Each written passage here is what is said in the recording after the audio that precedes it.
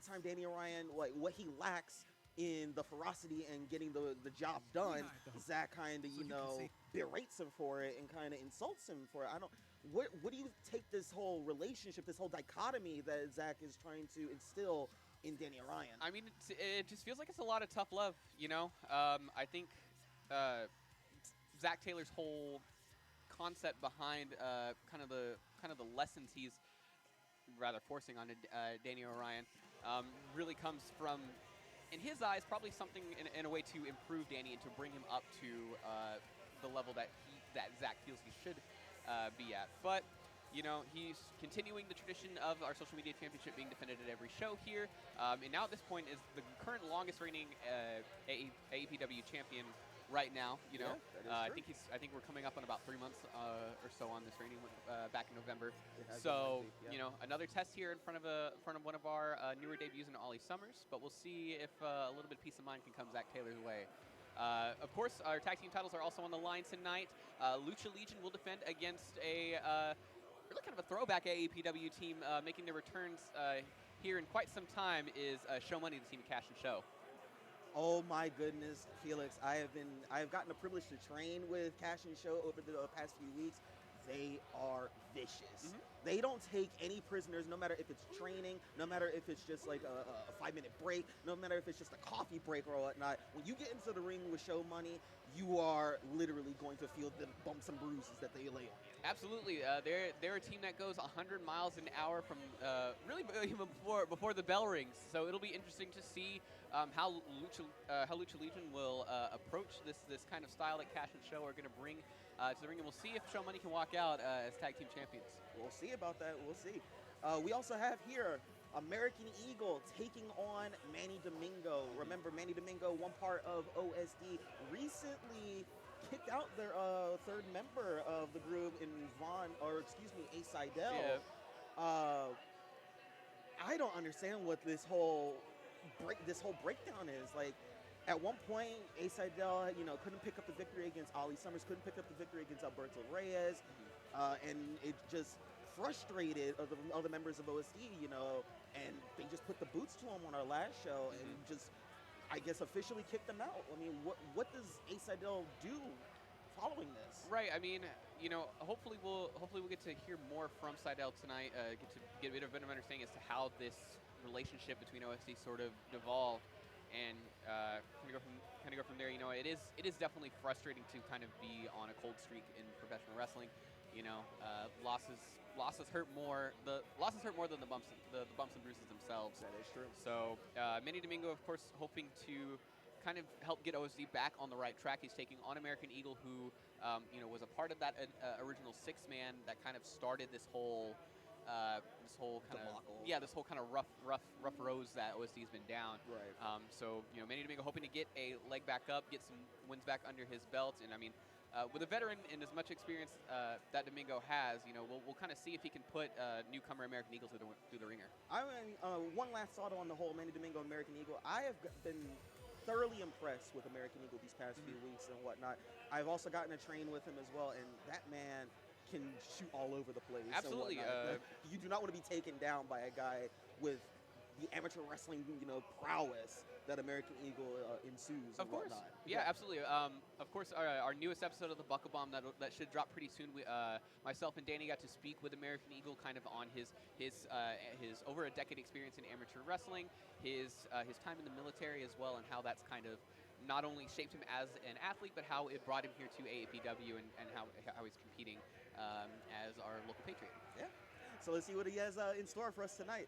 On top of that, we have a grudge match that has been boiling to the top, honestly, when Christopher Black will, allied with Greenback, will be taking on Lawrence Botello. Right. The third match in the series so far. They are tied up at 1 apiece, but this is I feel like the law of AAPW here has kind of hit a really at his wit's end here with Greenback and Christopher Black's alliance here. So hopefully this might be the rubber match here. Things should come to an end. We'll have a decisive victor here at the end of this, but I can tell you it will not be pretty on the way to deciding that winner. I don't know about decisive there, Felix. When we're talking about the name Greenback and AAPW, you already know some chicanery is going to be afoot. I don't know what this man has in store. He could pay off the referees like we've seen him before. He could interfere the match and hit Lawrence with a chair. Who knows? This man is just slimy. He's sneaky. I don't like him. The rest of APW doesn't like him. Yeah, absolutely. He is a worthy investment to really call it down the middle as I possibly could. But we'll see if that investment pays off for Christopher Black tonight. And then later on tonight, we have Leroy Brown, our interim America's champion, taking on Steve-O Reno. Yep. My goodness, what a test for the current champion, Leroy Brown, the baddest man in town, for that matter. A couple shows ago, Leroy Brown survived a triple threat match between Eli Schwartz and Steve-O Reno, where he captured the interim America's championship. And Steve-O did kind of express his feelings, how he felt cheated out of that match, because if you recall, Steve-O had the rights to that match. He was going to win, but was thrown out of the ring at the last second for the 3 count. And now he gets his one-on-one shot against Leroy Brown. What do you think is about to happen here? It'll be definitely interesting to see. We have, Steve-O is definitely probably the most tenured person here at AAPW. Had every right to being in that title picture, but of course, what Steve-O expected to be a singles match was turned into a triple threat by Eli Schwartz putting in his right to a championship match from the Gauntlet match he had won late last year. So, and you were right, both men were really within inches of capturing the title. Leroy, of course, ever the opportunist, was able to come away with the title here. And Steve-O, of course, taking exception to that, feels that he deserves a one-on-one match. I do believe this is a non-title match currently, so hopefully a good showing, especially a victory here by Steve-O Reno will immediately earn him a title shot moving forward. And speaking of our title shots, our main event tonight is a gauntlet match that will determine our new independent wrestling champion. Now, a couple weeks ago, we had our independent wrestling champion at the time, Don Rodrigo, suddenly walk into AAPW and start defending this brand new belt that honestly captivated my eyes, honestly. Every white, you just got to put a white belt on a championship and it'll look sick. But even though he was just defending that championship, it was an unsanctioned title. So even though he successfully defended those belts, he never really got the victory for those matches and whatnot. That kind of rubbed him the wrong way, as he was sort of taking his ball and chain all the way home, it looks like, and he just relinquished the independent wrestling championship. Of course.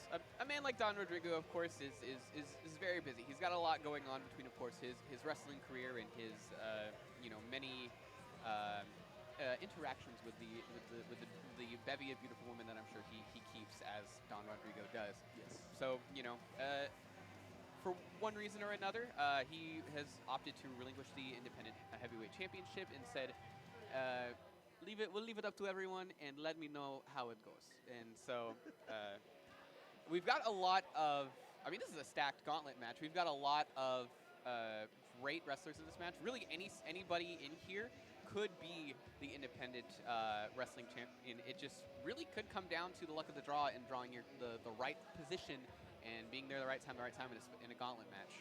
If we go through here, we've of course got Austin James, who's been very impressive as of late. Alberto Reyes, another one of those shining newcomers into AAPW. Michael Arrow, of course, we've seen him start to venture out of the AAPW circle and start performing really all over the state of Texas. So he's starting to get a lot more matches on his belt. He's dangerous. Ace Seidel, like we mentioned earlier, on his now basically a free man away from OSD. So it'll be, he could be very interesting there. Eli Schwartz, the winner of the last gauntlet match we had here, APW, and that's, of course, a man as big and crazy as Eli is definitely a force to be reckoned with. You probably don't want to end up on the other side of the ring of him in a gauntlet. And, of course, our last competitor in this gauntlet match is Matt the Wrestler. Eli, I think you should go a bit into how Matt the wrestler came to be and how we know him today. I mean, Matt the wrestler, you know, big, strong, hulking individual. Once was part of the tag team with John Warsaw under the guise as Vega Del Rio. He lost his match against El Rayo, which as a stipulation, he was forced to remove his mask.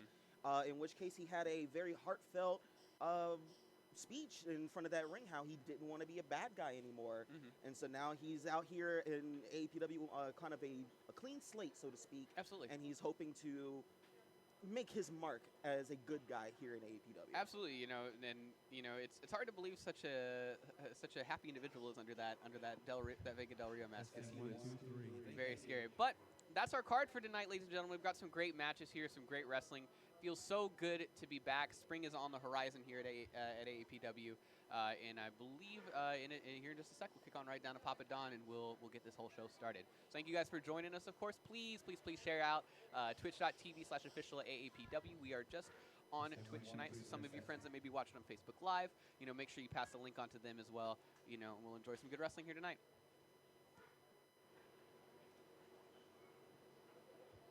Ladies and gentlemen, welcome to AAPW.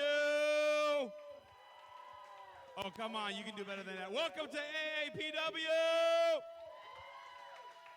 All right, I'm glad. Hey, we'll let you know we missed you guys. Thank you for coming back tonight. We are coming back again right here next week, March the 6th. We're back here, back-to-back show. We have a show coming up next Saturday right here at the AAPW Arena, and it's making up for our lost shows that we had. Those of you who are watching us on Twitch right now, the show that we had on the 27th, we were going to have on the 20th, and then we canceled to a 27th.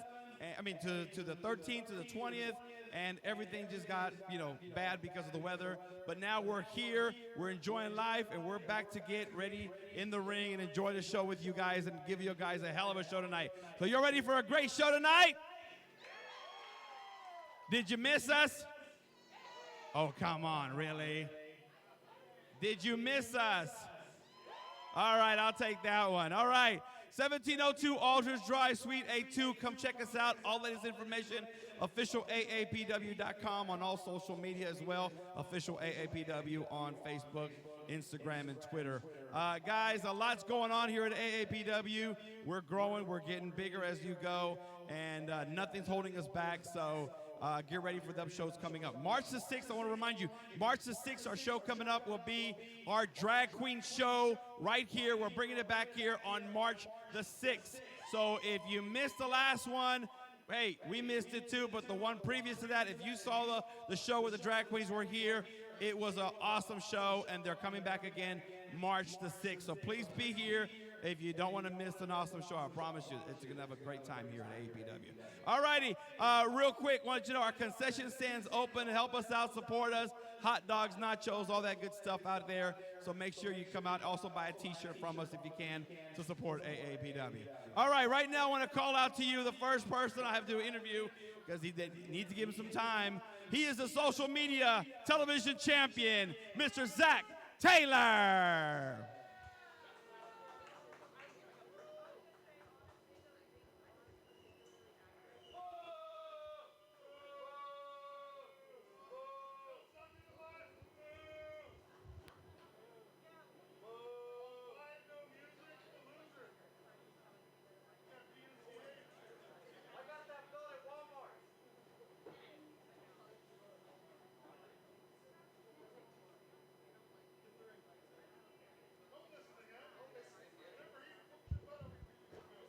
Zach, I had to give you time because, you know, everything going down right here at AAPW and what you've been saying about as social media champion, that you are the savior of AAPW. I'm still shocked. That's all I have to say about it. Yeah, why? Why are you shocked about it, Pop? There's nothing surprising about how I act or who I am. It's been a long time coming, if you ask me. What does it mean to be a savior? It means that you take something that isn't good and you make it better. You know what I'm saying? When I came to AAPW, what was this show? What were y'all producing? What was happening here? When I got here, I elevated it to the next level. Not only do I elevate the show to the next level, I elevate everyone in the back to the next level. I elevate all the people to the next level. Just look at Leroy. After he wrestled me and he lost, he learned a lesson. Now where's he at? Tell me I'm wrong. Tell me I'm not the savior. Tell me that I'm not creating something wonderful here at AAPW.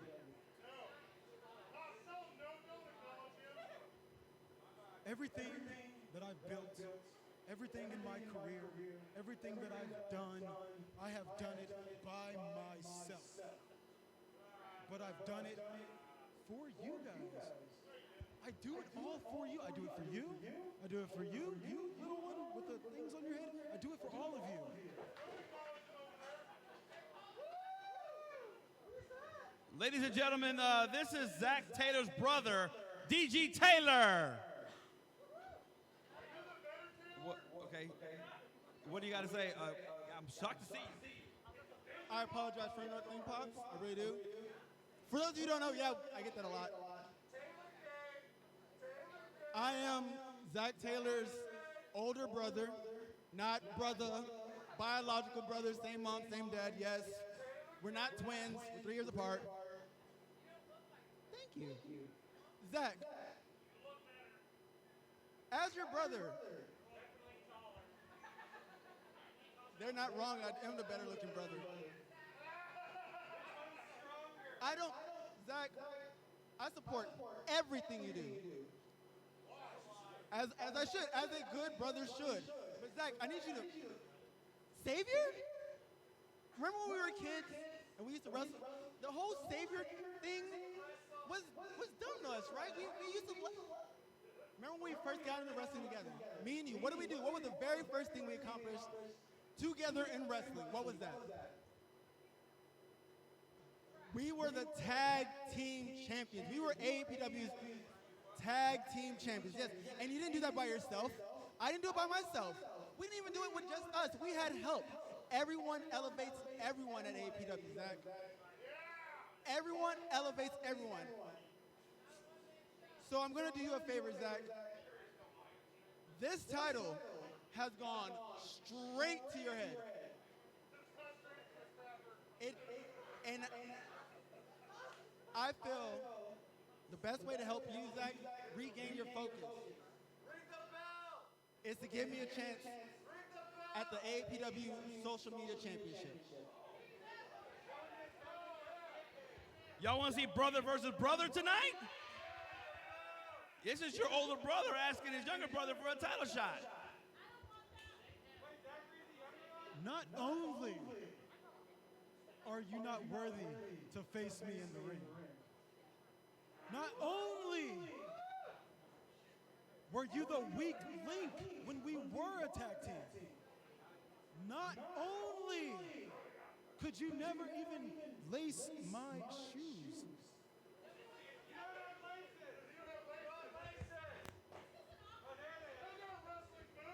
I said shoes. You couldn't dream to beat me. You know what? You couldn't even beat my cameraman. And he's damn near worthless.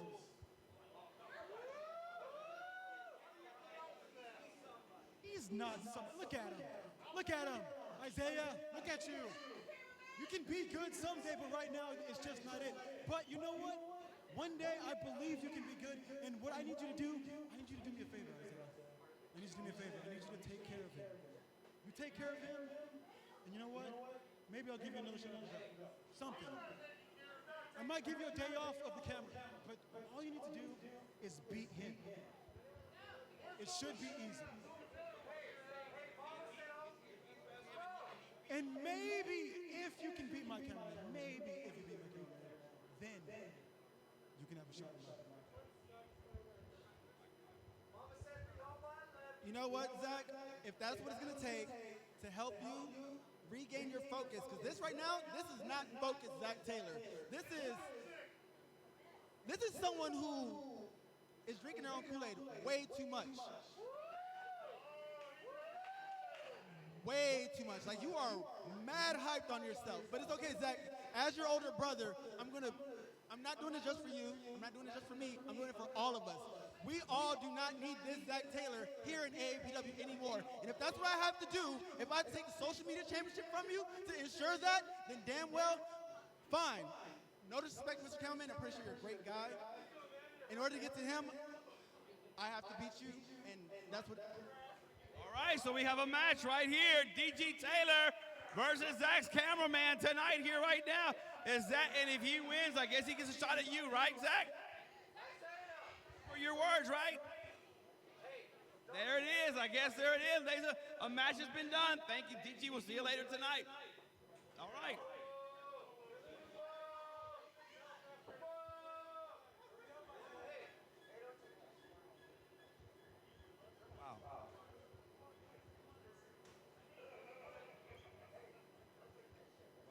I'm just shocked to see what I just saw. DG Taylor to come back to AAPW to ask for his brother, and it's a shot from him, okay? All right, ladies and gentlemen, I'll bring someone else out to you right now. Last show we were here, he broke away from the OSD. He is now a man standing alone, Mr. Ace Seidel.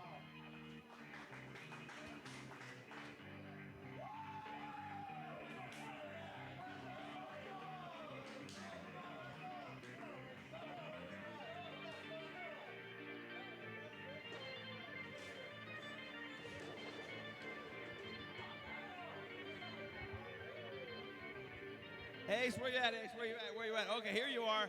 Hey, I gotta ask you, what happened? OSD to attack you, and after you were their tag team partner for all this time, and both of them to attack you the way they did. Come on, man. I'll be honest with you. I think what's going on is Jose, he's stuck at a buffet tonight, so he's not here. You're right, he's not here, I guess. So I think, in all honesty, what's going on is Jose created a lot of animosity between the team, and so he's not showing up, right? And so I lost, I'll admit it, but I think he's pissed because he's not here showing up. He's at a buffet. He's getting even bigger. So I think that's what's going on is there's just a lot of anger that I have more potential than those guys. Sorry. That you do have a lot of potential, I'll say that. I will say this, but you know what? I know in the deep part of your mind there, you want revenge on those guys, don't you? Oh, hell yeah, definitely, without a doubt. Those guys, he said it, like, who's got the balls to jump somebody from behind? You know, like, I don't know. Like, if you had the real gonads, do it in my face. Even if it is the two of them, I'll take them both on. I don't care. At least I'll try. Ladies and gentlemen, Ace Seidel, ladies and gentlemen. Thank you.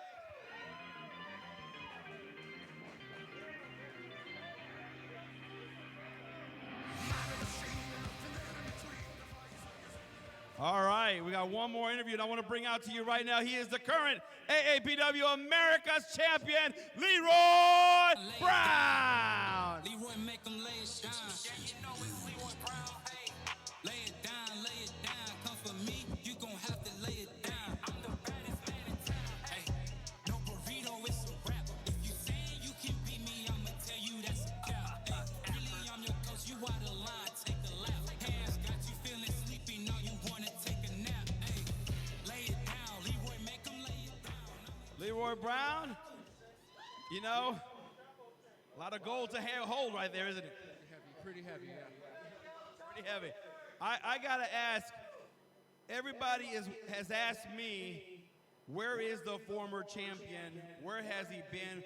Why hasn't he been back to reclaim what was his, supposedly, when he was supposed to be here? And you are the champion as we speak. You know, Pops, I've been thinking the same thing, honestly. T-Ray wanted to find out and challenge me to see who the true champion was. Well, I'm here. Where is he? Right? He's wrestling, but he wants to be the America's champion. Why is he here to get it? You got a lot of competition. You got guys now coming after you who want a title shot, and they've asked me for it. But you know, here in wrestling, there's a ladder that has to be climbed.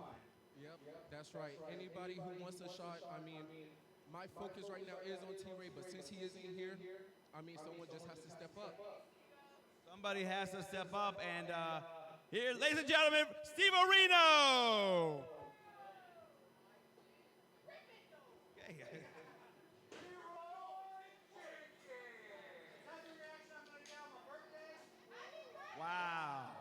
birthday, Steve-O. All right.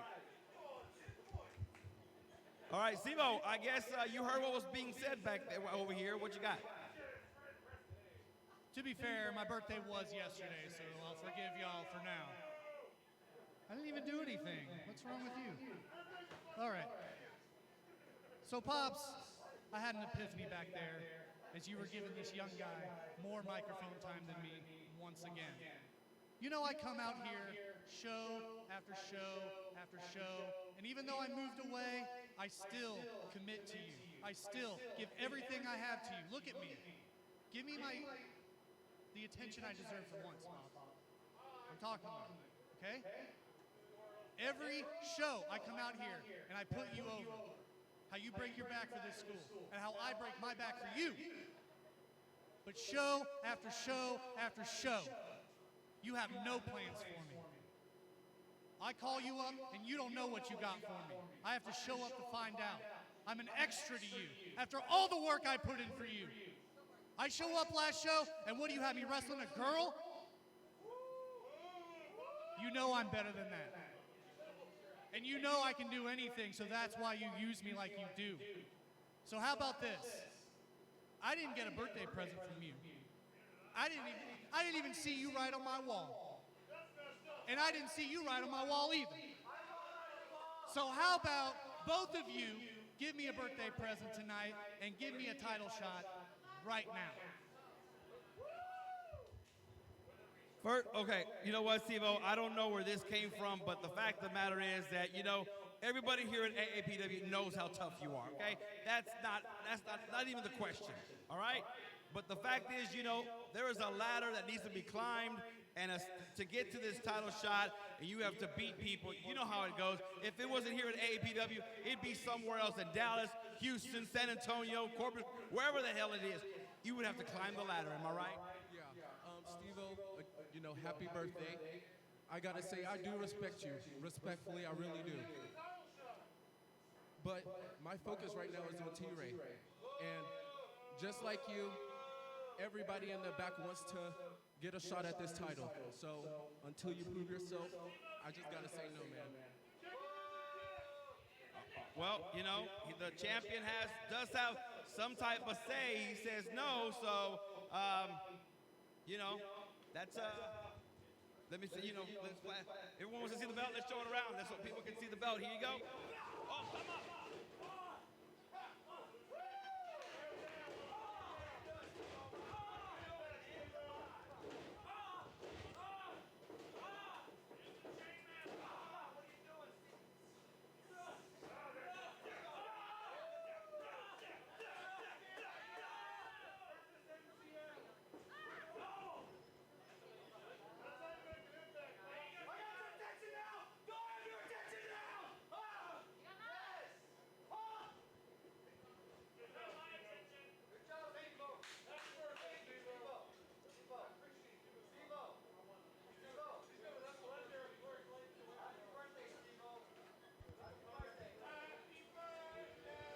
It's on. All right, we got a match tonight, Steve-O. You got your match. Leroy Brown versus Steve-O tonight, right here.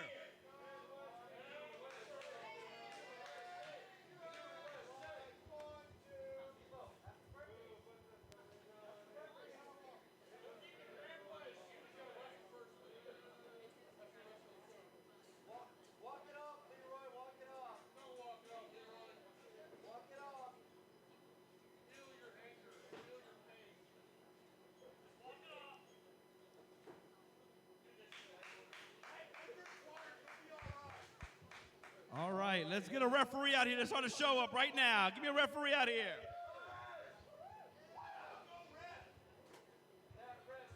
This match is one fall with a 20-minute time limit. It is for the Social Media Television Championship. Introducing first from Austin, Texas, Ollie Summers. Welcome back to AAPW, ladies and gentlemen. What a start to this show already. Yeah, absolutely. A couple bit of interesting developments there. You know, we saw Zach Taylor's brother, E.G. Taylor, who, as we know, when we took a little bit of a bit into it in our break, found out that he was indeed a tag team champion with Zach. They trained together, came up together in the wrestling business, and now obviously wants to kind of put Zach's mind back in the right And place. his opponent, he is the AAPW Social Media Television Champion from Kyle, Texas, Zach Taylor. You know, E.G. Taylor wanted a shot at the title that he thinks is corrupting his brother, the title which we're going to see Zach here defend right now against Ollie Summers. But Zach put a bit of a roadblock in his brother's way. He's going to have to go through Danny O'Ryan, his protege, cameraman. He's not even being called a protege. He's reduced to just being, I guess, a side piece at this point. As you can see, Zach Taylor once again coming out in his own Basking in ambiance. his own glory, honestly, right now. For lack of a better term. But, you know, he's got a full plate in front of him. Ollie Summers has proven himself as one of, you know, kind of one of the shining stars of our rookie class here Your at referee AAPW. for the match, JC Garcia. Take it away over there, guys, at the stand. Let's go. And also, we just saw a little bit of fuel to the fire there between Steve-O and Leroy Brown. Steve-O not really taking exception to getting both, not only the well wishes on his birthday, but also not felt he wasn't getting the respect he deserved around here at AAPW. And he's got the champ tonight, so we'll see how this goes.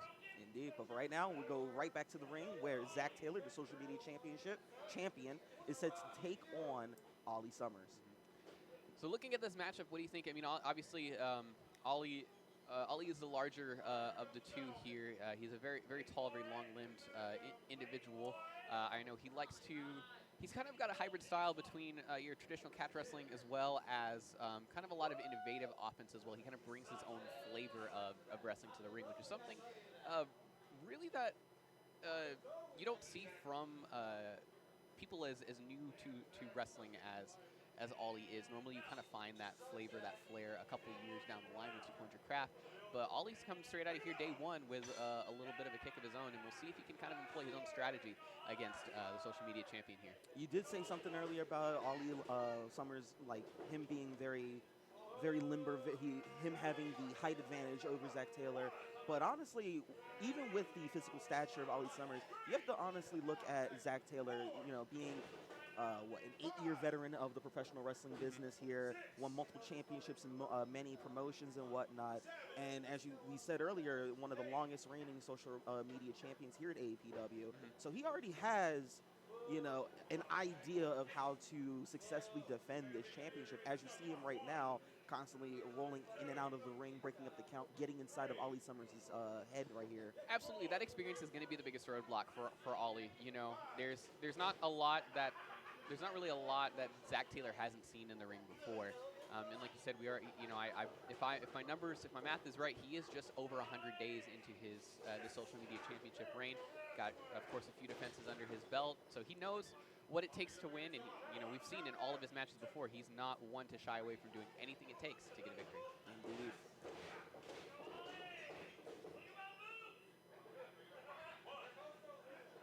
Ollie Summers trying to outpower the champion in the corner there. Show respect there for somebody that would definitely not show that same respect. Yeah, you know, despite Zach Taylor's attitude or not, you know, he is someone that's at the very least respected for his skill within the ring here at AAPW. You know, he's look at the strength of Zach Taylor. Yeah, there. Great flexibility by Ollie trying to kind of go with it to alleviate the pressure. Good reversal into the side head scissors. You know, Zach Taylor's kind of brought up a lot of the fresh crop here at AAPW. So, you know, some of the lessons learned, and it's just kind of the way it, you know, in wrestling it is. You respect people that have come before you, even if they are in Zach Taylor's type of attitude, I suppose. Seeing Zach Taylor keep the ground game as we get away with this match here. Ollie Summers trying his best to fight out of it, and he does, versus with a side headlock. Zach Taylor trying to fight out of it. He does, breaks out of it. Ooh, and eats a shoulder tackle by Ollie Summers. Oh, went for the drop down. Ollie Summers saw it. Went for the pin cover.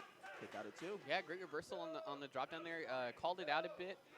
You know, normally you'll see wrestlers just go instead of straight countering the drop down, they'll just continue and keep their momentum forward. But it was good on Ollie to stop on the brakes there, and a really nice little pin attempt there.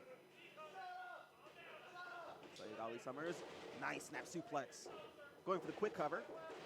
Barely a 1 count for that kick out. Yeah, if that. Zach Taylor kicking out of there with more of the frustration than anything. Yeah. Ooh. Flurry of chops by Ollie Summers. Reversal. Zach Taylor whips Ollie into the corner. Ollie, show of athleticism. Yep, up and over. Ducks the line. Okay, let's see what he can do here. Oh, and beautiful trip. And a drop kick to finish things off. Going for the quick cover. Kick out at 1. You got to, oh man, I'm kind of impressed with Ollie Summers right now. He is just thoroughly controlling the pace of this match here. Yeah, absolutely. He's off to a great start here. He's keeping light on his feet, and oh, I think I spoke too soon, was Felix. Grounded immediately by the heavy hands of Zach Taylor. And that's something you always have to look out for when it comes to Zach Taylor. I mean, yes, he has a smaller stature when compared to other wrestlers, but what he lacks in size, he makes up for in the speed and the power of his shots and whatnot. He's definitely very explosive. There's venom behind every shot in Zach Taylor's arsenal, and you know that's something you can't. You know that's something that you see in a lot of. You know when you go to a more combat sport that's more weight class oriented, it's really that venom that catapults a lot of the your bantamweights and your middleweights apart from the rest of their crowd is that venom, that power, that explosiveness that goes into everything that they do. Oh, look at Zach Taylor. this. The sign of disrespect just stomping or resting his foot over Ollie Summers' head. Yeah. Oh, man. You know, sometimes it's venom, other times it's just showboating. Yeah, a little bit of disrespect there too. Comes in, shot to the face, into the cover, and Summers makes it out at 2. I gotta say, I mean, that snap there into the running drop kick was actually very, like, almost kind of an exclamation point. He really wants to get this match done and over with as quickly as possible. But Ollie Summers trying his best to fight out. Now just on the receiving end of a vicious onslaught by a champion. Yep, Zach Taylor just opting to boot Ollie Summers out of the ring. 5 minutes have gone by. 5 minutes. Yeah. On the count of 5 now. Ollie makes it back into the ring. And Zach Taylor pushes Ollie Summers right back out. He's kind of claiming his territory here. You know, Zach Taylor's always talked about, how he kind of owns the ring here at AAPW, and not allowing Ollie Summers to get any. Ducks under into a schoolboy. Got it too. And just like that, with the back elbow, Zach Taylor is back in control. Going for the cover. Kick out at 2. Zach Taylor is now just stalking his prey. Oh, man. This is the side of Zach that few have seen and few have, even less have survived. It's definitely not something you willingly want to endure, but Ollie Summers giving it back to him in kind, trading big chops here in the center of the ring. Thunderous chop across the chest, and another one by Ollie Summers. These two are just trading blows. Absolutely. You know those are the ones that hurt the most when not only do you hear the sound of skin meeting skin, but you also hear that big thud as it cracks into the sternum. Kick out at 2 by Ollie Summers. That lariat could have put away the champion. Oh, going for the cover again. Kick out at 2. That lariat that Ollie Summers connected on could have taken Zach Taylor's head off. Absolutely. I'm surprised that Zach Taylor was able to break out of that.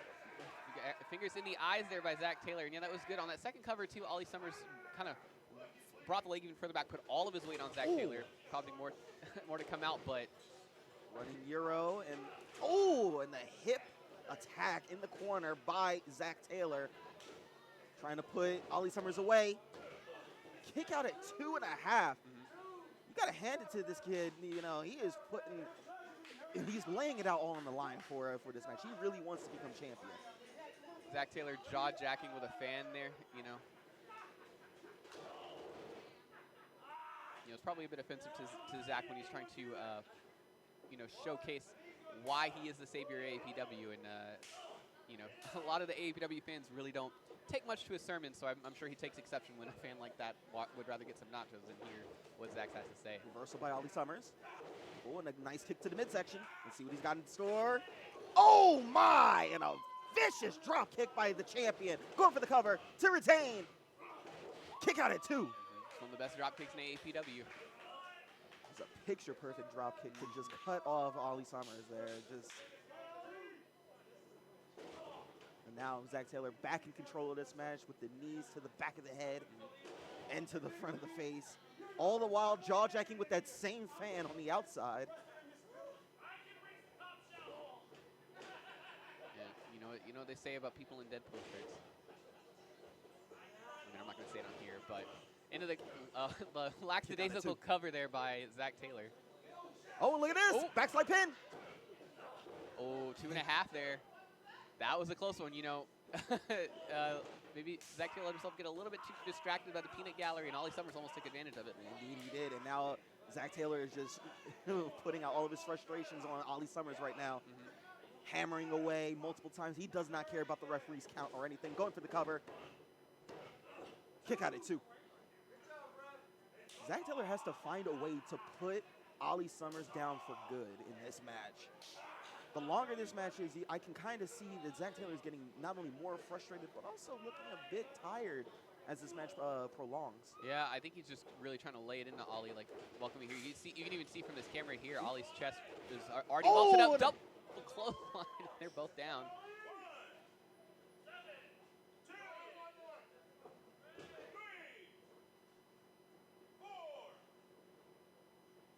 Referee at a count of 5. Both men still down. Yep, both trying to get back to their feet. Looks like Taylor back to his feet first. Ollie Summers chops him down. And another one. Ducks the line. What's he going for right now? Oh, reverse atomic drop. Beautiful snap there by Ollie Summers. It's the ropes. Oh, and a running Meteora by Ollie Summers. Going for the pin. Can we have a new champion? No, kick out at 2. Yeah, almost got it there. Great Meteora right on point. Drove his knees and Zach Taylor's head into the mat and almost walked away. New social media champion there. I mean, he's got to capitalize on this. He's got the veteran on the ropes. He's just got to pull. He's trying to pull. I think that Meteora might have knocked Zach Taylor a little loopy. I think he was playing possum. Oh, my goodness. The vicious super kick. But Ollie Summers still on his feet. Not for long. And brainbuster for the added assault. Kick out at 2 by Ollie Summers. And he still finds a way. That was it's a vicious combination we've seen multiple times from Zach Taylor. The super kick, the backbreaker, the single leg into the brainbuster, and Ollie Summers through thick or thin is still in this match. You know, we'll have to see what Zach Taylor can kind of pull out of his deep pockets here and see if he can put Summers away. Let's see, here we go. Got him up on the shoulder looking for the Taylor driver. Ollie Summers breaks out of it. Okay, let's see what he's got in store. Oh, switching over, looking for peace of mind there, the unprettier. But Zach Taylor, the veteran savvy, breaks out of it. Oh, scraps his head in. Oh! Super kick! Good night, young fella. He's got him up again in the fireman's carry position. Ollie's still fighting. Oh, what's this? Is he going for his version of a Taylor driver? Almost. No, actually it looked like a Present white noise. Oh, yes. Air raid crash into the cover. 1, 2. Ooh. Kick out at 2 7/8. Oh, my goodness. We gotta have a new champion. Oh! This could be it. A flipping facebuster, too. And he's still in this match. I mean, if there was a super meter in professional wrestling, Ollie Summers just used all 5 bars of it right there. An air raid crash, kick out at 2, pulls him back up into a flipping facebuster, something I've never seen in an AAPW ring before. But Zach Taylor, knowing that his belt is on the line, finds the strength to kick out, and these 2 men now trading big forearms in the center of the ring. You could say almost that Zach Taylor had the instant recovery in the old 2K games. Yeah, the X Factor, the sparking, whatever you want to call it. Bicycle kick, but look at this. Ollie Summers catches the foot. What's he got in store for this man here? Zach Taylor trying to fight off with a couple of back elbows. Oh my, and a super kick. Summer still on his feet. Chop stomps, turns around, big lariat, Texas smash, combination into the cover. Kick out at 2.5 for Ollie Summers. I am thoroughly impressed by this man's grit to survive this match. He really wants to become the champion, but oh no! Taylor driver, center of the ring, he hooks it. He's out? He kicked out of the Taylor driver? Are you absolutely kidding me? Eli, ever since day one when I walked in here, since I've started commentating with you, which is, you know, in these four time, no one has kicked out of the Taylor driver, but another lariat from Taylor might just be the end, and it is. Your winner of the match is still AAPW social media champion, Zach Taylor. Felix, what a match did we just see? What did we just see? I mean, that's certainly a great welcome back to AAPW action here. Both men really put everything they had into that, all of the possible moves in their arsenal. You know, we saw on display here, Ollie Summers even kicking out of the Taylor driver, Zach Taylor having to resort to another discus lariat to finally put Summers away. But yeah, a very, very competitive match. But you know, like we alluded to earlier, the veteran, Taylor, ladies and gentlemen. The veteran instincts and the veteran mindset and experience of Zach Taylor, you know, that little bit extra something propelled him to continue to be our social media champion. I have to say to the young man, Ollie Summers, I am thoroughly impressed with what you just managed to pull off in your match. I can't wait to see what more you can provide AAPW in the near future. That's what's going to happen to you. If you try to face me, if you can even beat me on camera. Before I go, we just have one good walk. Pup, I'm going to be honest for a second. Honest. I've been training for 8 years. I've been wrestling all over the state and all over the country. Nothing bothers me more than disrespectful people. Like that guy, some of these guys.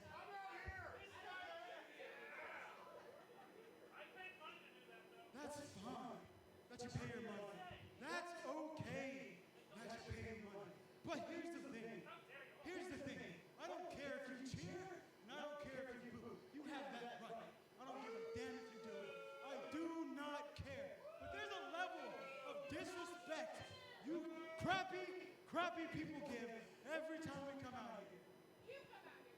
We come out here and we bust our asses for you. We put our body through things you couldn't even imagine. And all you do is sit there and poke fun at people and don't enjoy the show. You're just sitting there talking your little shit or whatever it is that you want to say. But you gotta understand, guys, whether it's a good guy or a bad guy, we're putting our lives on the line for your entertainment. Do you understand what I'm saying? Do you understand what I'm saying? And that's fine. That's fine. But to be disrespectful and say this is fine, you pay to go see a Broadway show. Do you talk shit out loud to those performers? No. You are all ungrateful for what you are given. I come in week after week trying to help you people. All I try to do is help you people.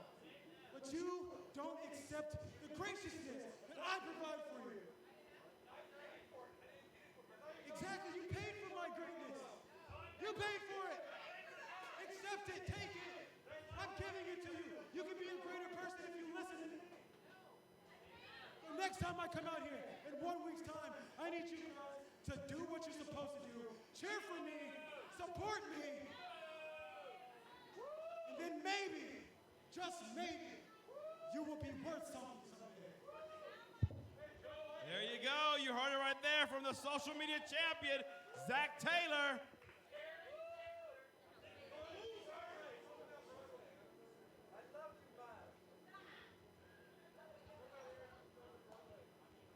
All right, we're going to do a tag team match. You ready for a tag team match?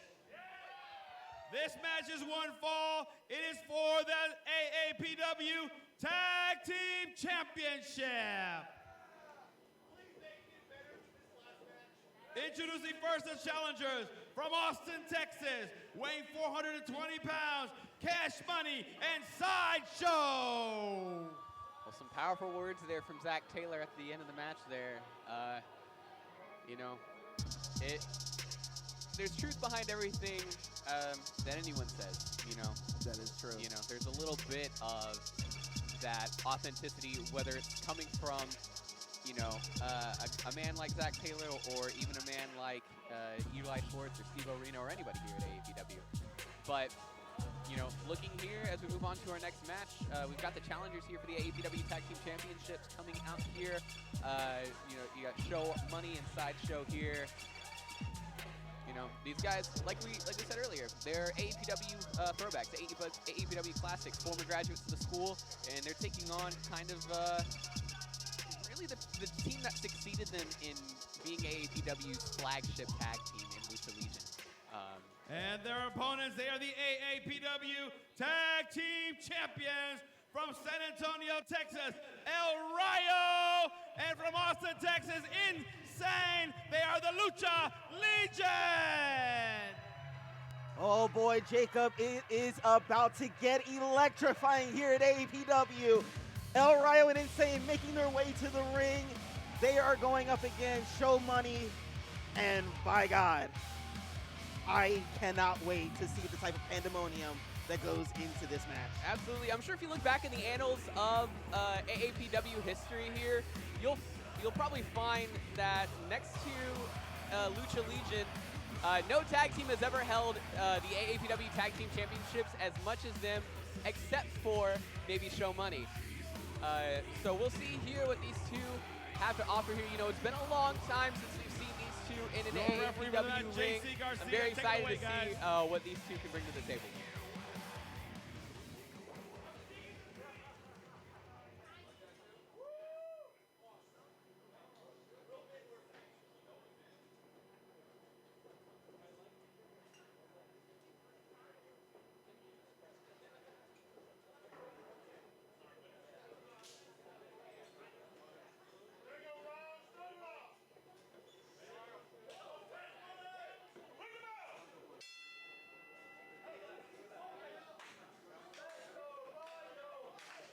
As you see already, it's going to be El Rayo starting things off for his team and Cash for Show Money.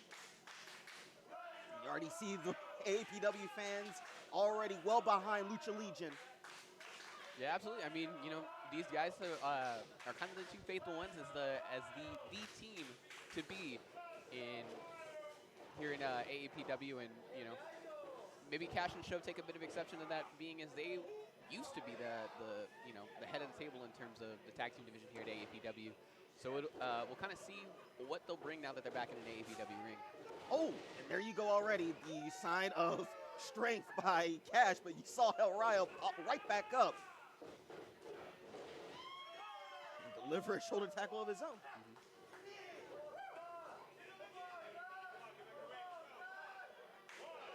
Cash taking a bit of exception to that shoulder tackle. Rolled out to kind of catch his breath. Sideshow giving him a bit of pep talk as he makes his way back in the ring. Got to re-strategize a little bit when you're going up against the four-time AAPW Tag Team Champions. 4 times. I'm sure, like I said, if we go back in the history books, Show Money's probably held the titles just as many times. But you know, right now Lucha Legion's the big dog, so we'll see if they can hang. Big hip toss by El Rayo. The speed and agility of El Rayo to a side headlock. Oh my, look at this innovative offense, but look at this.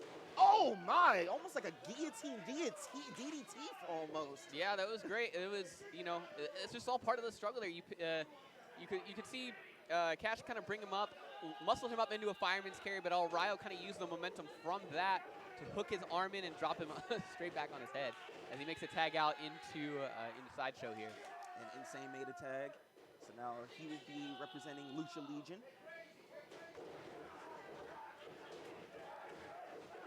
Show driving Insane back into the corner. You see Show just using his strength to back Insane into that corner there. Yeah, definitely. Sho's definitely probably the strongest man in this match right now. So it'll be interesting to see kind of how Lucha Legion attacks this kind of combination of power and speed that Show Money brings to the table. Oh, up and over by Insane. Let's see what he's got in store here. Kind of measuring his opponent up. Oh, and a thunderous clothesline. Yeah, it looks like Sideshow tried to telegraph up and over there, but kind of caught himself on the turnbuckle and ran right into that short arm clothesline by Insane.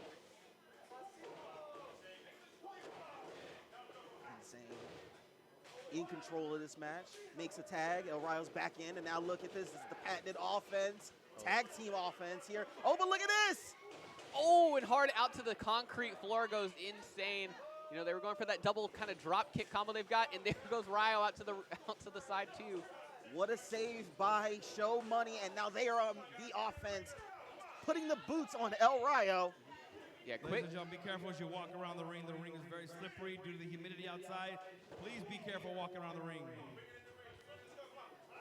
Yeah, that's true. It was, you know, it's a very balmy 75 degrees by the time we started our show here. But, you know, down here, the closer we get to East Texas, the little bit of that heat kind of sticks just a bit here. What a bipolar week Texas weather has definitely had. Absolutely. But I'd take this over the freezing cold anyway. Show back into the ring now, picking apart El Rayo. Insane tried to save his partner, but the referee doing his job. Yeah, big elbow there to the back of the head by Show there, driving Ryo back down into the mat. Ooh, beautiful elbow by Show, going for the cover. Kick out at one. You can see that these two men, you know, Show and Cash, they mean business here tonight at AAPW. Like, they may have been working all around Texas, all around the country right now, and decided to grace us with a reappearance at AAPW. But as you see, they're here to to stake their claim in the tag team division. Absolutely. You know, this is when you have been to the top of the mountain before, who's to say you can't do it a second Butterfly time? suplex by Show. Or a third time. Or, Great. excuse me, Cash. Yeah, great flow over there by Cash with that double underhook. Oh, and just kind of paintbrushes him with a knee to the side of the head, flips him to cover, and Ryo is out at 2. Some Cash eyeing Insane. Oh, catches him right as soon as Insane tried to get into the ring there. What's this? A little bit of tag team offense here by Show Money. Ooh. Double shoulder tackle. You just build that brick wall and have him run straight into it. Ryo flat on his back. And look at the knee. Referee needs to check and make sure he's not choking the life out of El Rayo. Yeah, 5 minutes have gone by. 5 minutes. The referee also looking for to make sure the Ryo's got to keep one shoulder off the mat too. You know, for better or worse, even if it's a knee in your throat, it's still a pin. That is true. El Rayo in trouble. He needs to make a tag to his partner. He needs to make a tag to his brother, Insane, right now. Show just using his body to just whip El Rayo around in that side headlock. Absolutely. And this is a good strategy, too. I feel like Ryo's usually the best one to isolate between Lucha Legion. You know, that unpredictability of Insane can definitely throw a wrench into your game plan. So taking someone who's got more of a traditional approach to wrestling, and someone who's really kind of well-versed like Ryo is, you know, sometimes it's better to wear him down and keep Insane out of the match, just to avoid any, no pun intended, any craziness that Insane might pull out. Back suplex by Show, and now look at the lackadaisical pin attempt. Kick out at 2. And now you see Show, tried to go to tag in his partner Cash, but El Rayo cutting him off, trying to fight out of it, create a little bit of separation here, and this exactly, I spoke a little too soon. I was trying to say this is exactly what El Rayo needs to do. Yeah, from what I understand, both Cash and Show are very proficient brawlers, so, you know, maybe not someone you want to go shot for shot with.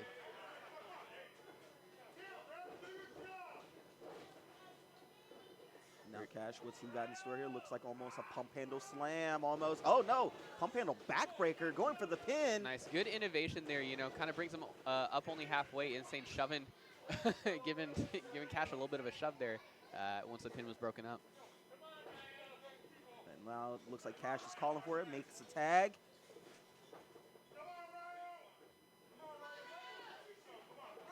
There you go, directing a little bit of traffic there. Sends Ryo into the corner. Oh, and a nice splash in the corner by Show. Measuring his opponent in the corner. Oh, and a bicycle kick. Oh, my goodness. I think his mask got turned upside down with that one. No, yeah, accidentally got blinded by that. Great shot there by Show there as he's continuing to work the head there of El Rayo. Couple of knee shots to the gut.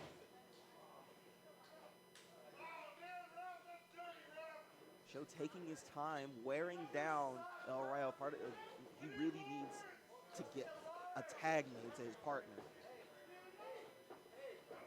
Oh, and a super kick. That could do it. Yep, that maybe created the space that he needed. Show on his feet, has to drop down to a knee to kind of collect himself there.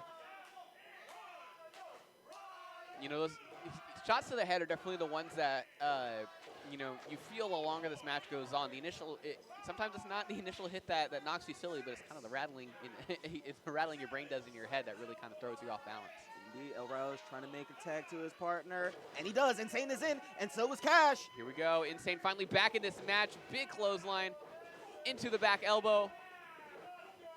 And another clothesline. Let's see what else. Oh! Shows around and, sends Show up and over outside the ring. And now Insane helping Lucha Legion get back, you know, on the right side of the momentum here for the first time in a long while. Drags him to the center. And a swinging neck breaker to put things back in his favor. Oh, what's Insane doing here? Going high risk. Top rope goes Insane here, gets his footing. Measures up Cash and diving headbutt by Insane. Oh, but look, I think it did more damage to Insane more than it did. You know what? You know what? I think. Oh, and that's it. Covers him with a diving headbutt. Show unable to get there in time, and that's the match.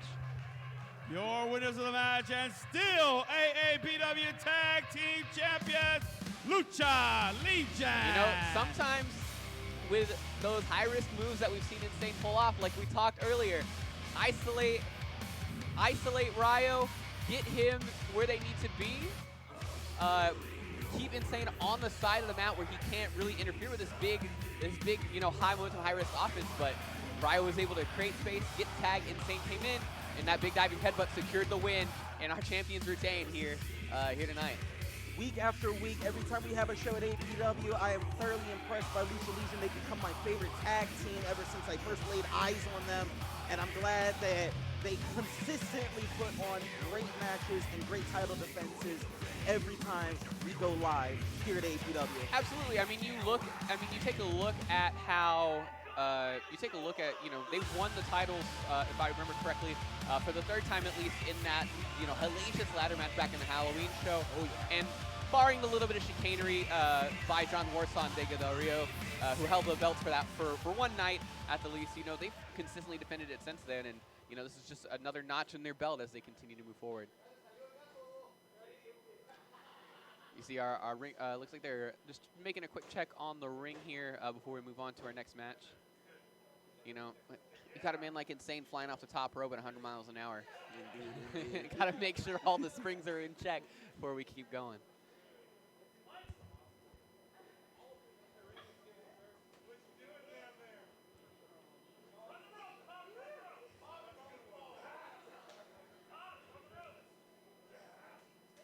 And after the short intermission here. Oh. And that man's only 8 months removed from major back surgery. Look at him go. Remember, he actually came out of retirement. All right, y'all ready for the match? He did. Referee. Yeah, that's true. All right, get a referee out here. Come on out. Let's go. Let's get the third match on the line. Here we go. This match is one fall. It is a 20-minute time limit.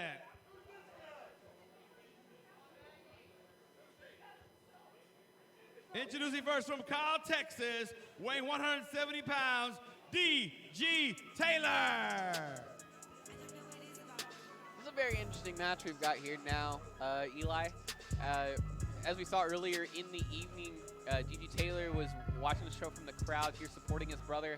I think reached a boiling point and is like, okay, you know, as the big brother, I've got to step in. I've got to, you know, put my little brother in his place. You know, as the big brother myself, I understand there are duties to be had as the elder brother, but You know, Taylor kind of put up, Zach kind of put up a roadblock here. Said you have to go through my protege, my cameraman, before you ever get a shot at a wrestler like me. You know, and DG Taylor here making his way out to the ring. You know, I understand, like we established earlier, a former AAPW graduate, was an AAPW Tag Team Champion with his brother at one point in time. And his opponent, he's from Amarillo, Texas, weighing 175 pounds. You know him as Zach's camera guy. He is Danny O'Ryan. You know, so Zach, you know, DG a little bit removed from the AAPW ring, so it'll be interesting to see, you know, shake off a little bit of the rust as he takes on a man who probably knows more about Zach Taylor nowadays than his own brother, Danny O'Ryan. The fact that you have to say that is very unnerving to me. It's just, what started out a little innocent job. I remember Zach Taylor coming up to me one day and saying, I'm borrowing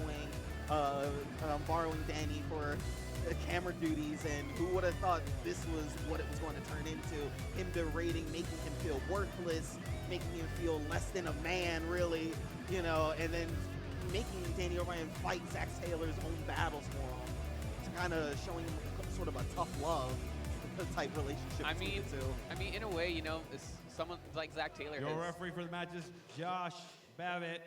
Take it away, guys.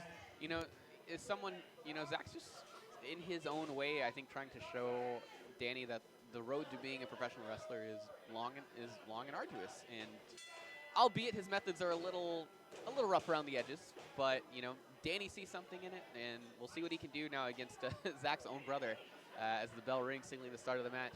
And as you see right now, Zach Taylor giving looks what we hope are words of encouragement to his cameraman Danny O'Ryan as he's set to take on DG Taylor.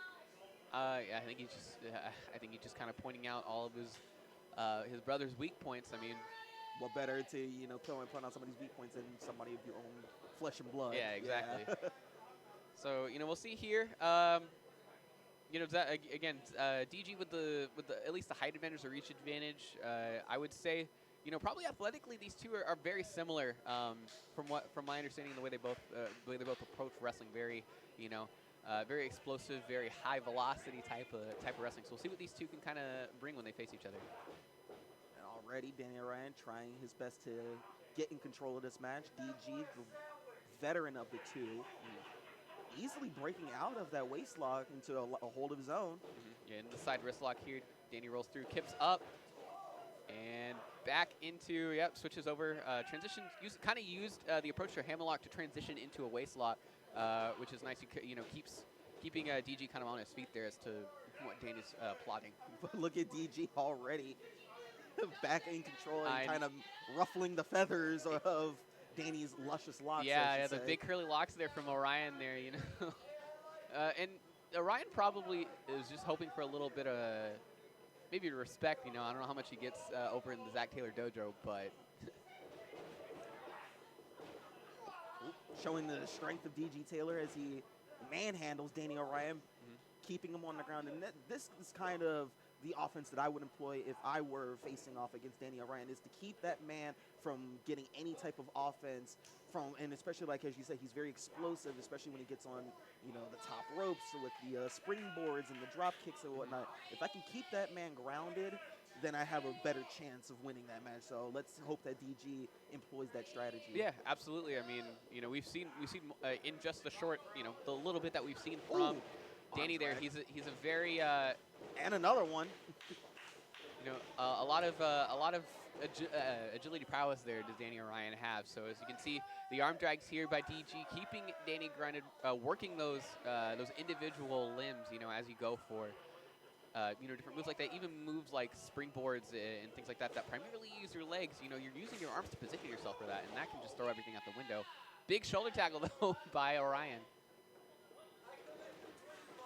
Let's see. Oh. Beautiful flip by Danny O'Ryan, and the drop kick sending DG to off his feet. Yeah, absolutely. And like we were just alluding to, big agility there by Orion the second he got his feet back under him. Maybe he got that idea from Zach Taylor on the ring apron there. Oh my goodness, big forearm shot. Oh my, a jumping Yakuza kick by DG Taylor, going for the cover. Yeah, that big single leg side, he caught all of that. You can see Orion clutching his chest there.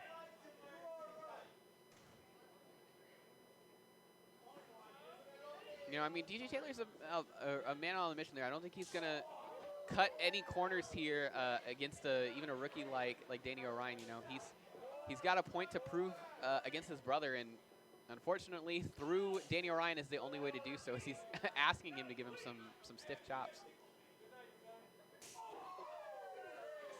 I don't think it was more of a measuring contest. I think it was more of just let me see what you got. Let me see. Let's gauge. Oh, and a running Euro. There's another corner, double underhook. Oh my! You saw the height on that double underhook suplex. Yeah, it's a sharp angle too. You know, normally you kind of go for that full 180 to drop him right on the back, but that higher angle and approach to it, maybe due to the height advantage, kind of dropped him more on the upper part of his shoulders. DG. Oh, went for the stomp.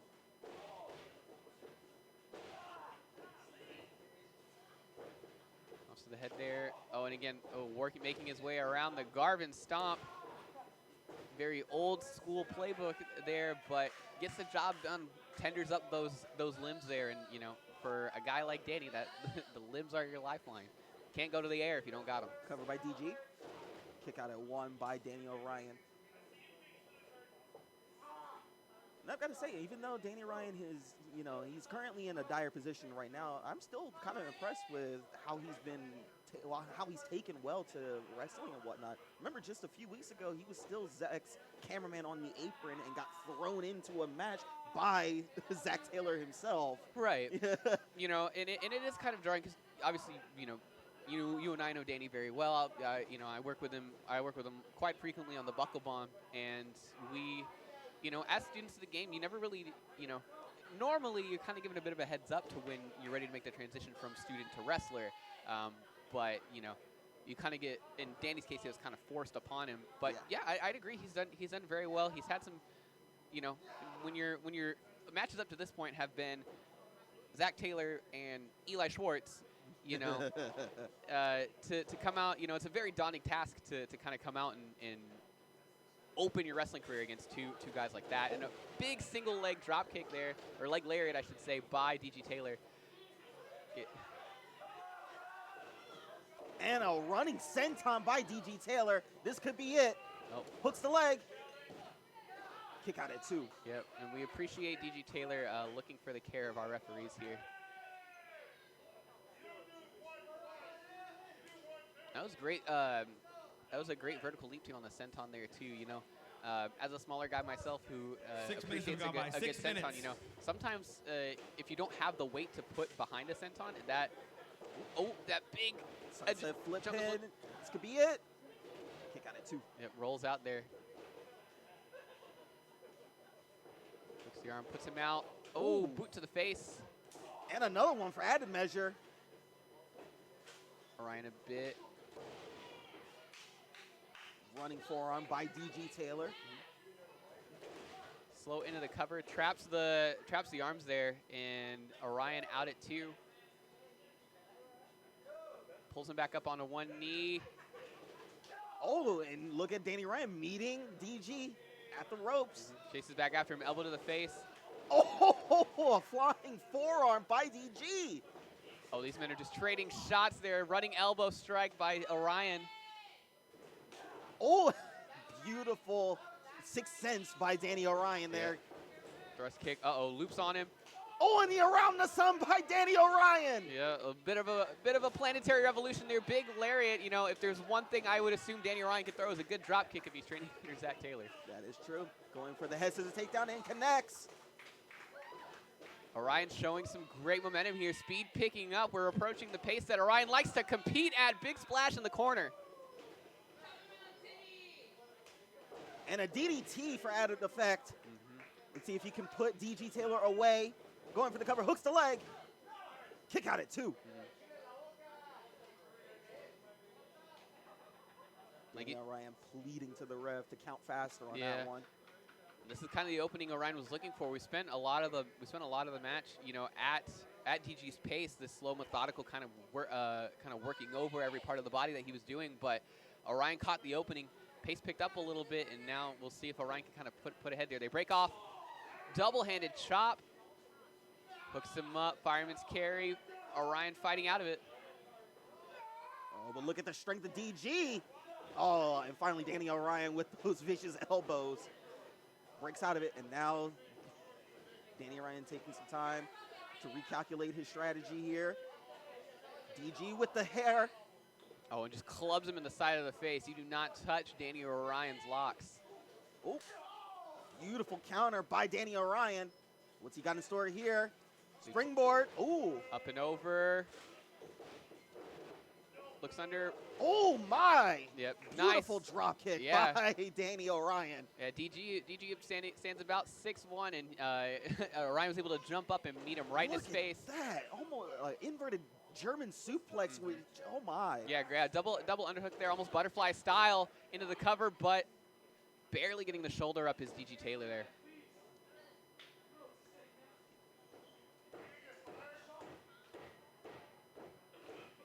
DG very frustrated, trying to get back on track of this match here. Danny Orion in full control. Yeah, this is something we'll see. I mean, you know, I think Danny looking for Oh my goodness! Jumping knee. Oh, go to sleep. That could be it. Going for the cover.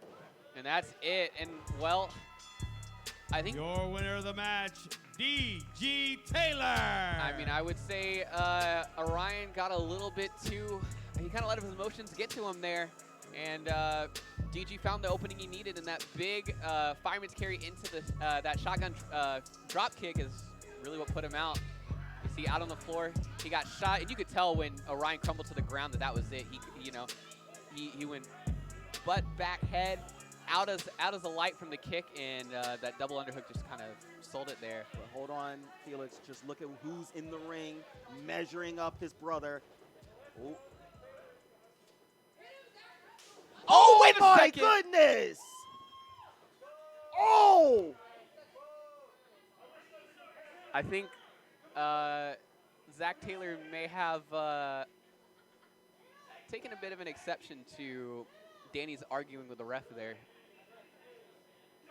Or maybe more of a message to his brother. Did you hear the crack of that super kick across Danny's jaw?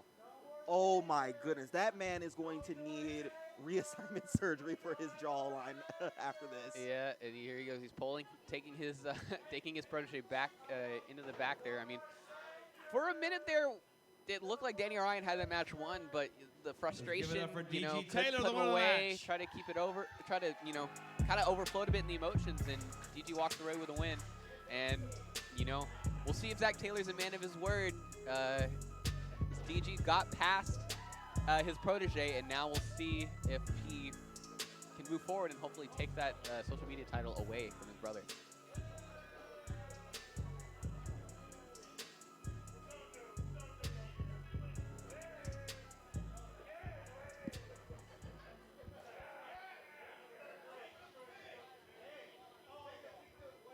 All right. Another reminder, guys, the floors are very slippery, so please be careful as you go out and walk around the ring and stuff. Because of the humidity outside is very hot. It's very warm, excuse me, so it's very wet. Be careful, please. All right, here we go. Y'all ready for another match? All right, this match is one fall with a 20-minute time limit. Introducing first, from Denver, Colorado, weighing 200 pounds, he is the American Eagle. American Eagle, one of my favorite debuts in the most recent weeks here at AAPW, making his way to the ring, set to take on Manny Domingo. Quite an impressive debut this man had. I mean, in the six-man tag team tag match a couple of weeks ago, he put on a very great showcase of what he can, you know, show of his talent here at AAPW and all the hard work and training that he's been going through. Yeah, absolutely. We'll see what he can do here. He's got... All right, in his opponent, he's from Lakeway, Texas, weighing 175 pounds. He is Manny Domingo. He's got quite the roadblock in front of him, you know. the way you approach a match and the way you execute your game plan in a six-man tag is very different than a one-on-one match. So we'll kind of see, what he's got against Manny Domingo here. I guess one of the, now tag team, two-man group that is old school domination. Manny, almost a decade and a half of in-ring experience. Probably is very familiar with the catch style that American Eagle employs. So we'll see what this newcomer can bring to an established name like Manny Domingo. And surprisingly, no backup for Manny Domingo. No Jose Valiente here tonight. It looks like he waved him off because it looks as if Manny Domingo Your doesn't referee need is the help Josh Babbitt. or Take it doesn't away, need guys. the extra distraction when going up against a rookie such as American Eagle here. For sure. I think this is a good refocus and readjustment for Manny Domingo. Trying to find a way back into OSD, getting them back into the win column. And, it's a good way to start them by taking out one of the guys that I guess you could call a catalyst for the downfall of OSD, one of the newcomers in American Eagle.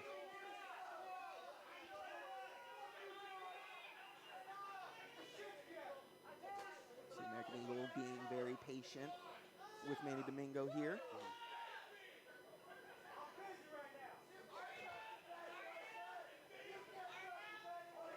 What do you think is under that mask, Felix? Well, if I knew, and I don't, but if I knew, if I could tell you, yeah, I mean, when we had the Buckle Bomb podcast, Eagle was very insistent on wearing his mask during the interview. So, wow.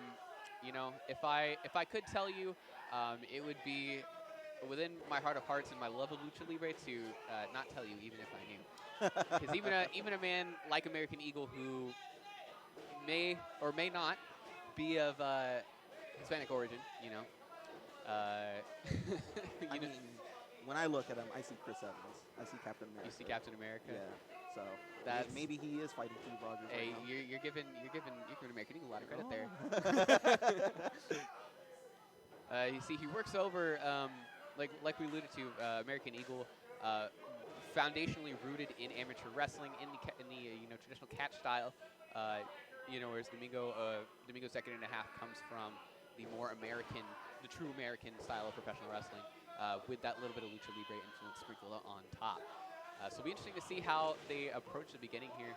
Tried to go for looked like a back suplex, but Manny Domingo wisely escaping and powdering out and taking some time to refocus his offense here. Yeah, I do know that on top of that that Tower of London move that we saw him win that six-man tag match with a couple weeks ago. I also know one of his go-to moves is that seatbelt suplex, that over the head, belly to back, that he likes to, from what I've seen in the practice matches that we've seen have here at the academy, that it's another move he normally likes to use to put people away. So maybe Domingo kind of saw that, felt it coming, and noped out of the ring. It's a veteran savvy for one, Manny Domingo. It's both men back into the ring, circling up as we get this match underway. Big side headlock there by the Eagle. And you see Manny Domingo trying to rip that mask off already. Yeah, I mean, normally in lieu, a very close-sided there. Domingo tried to jump on them and he hit the ropes, but Eagle, good ring awareness there, as someone with an amateur background should have, and delivers a big shoulder tackle to Domingo. Might have knocked the wind out of Manny Domingo. As you saw, he had to take another breather outside of the ring. He's back in it now. Back to circling up. Absolutely. I mean, between the amateur experience and, of course, what we do know about American Eagle is that he at one point served in the American military. You get a solid athletic foundation from transitioning from amateur wrestling to the armed forces to professional wrestling. So, a little bit of a weight advantage there for the Eagle there. We'll see what he can do there. Good drop toe hold. Picture perfect. I mean, what else do you expect? And an arm drag to keep Manny Domingo off balance here. Whips him. Reversal. Oh my! You saw the distance American Eagle got with that cross body. That is amazing. Like, you can't call yourself an Eagle if you don't know how to soar. Big cross body there by the Eagle.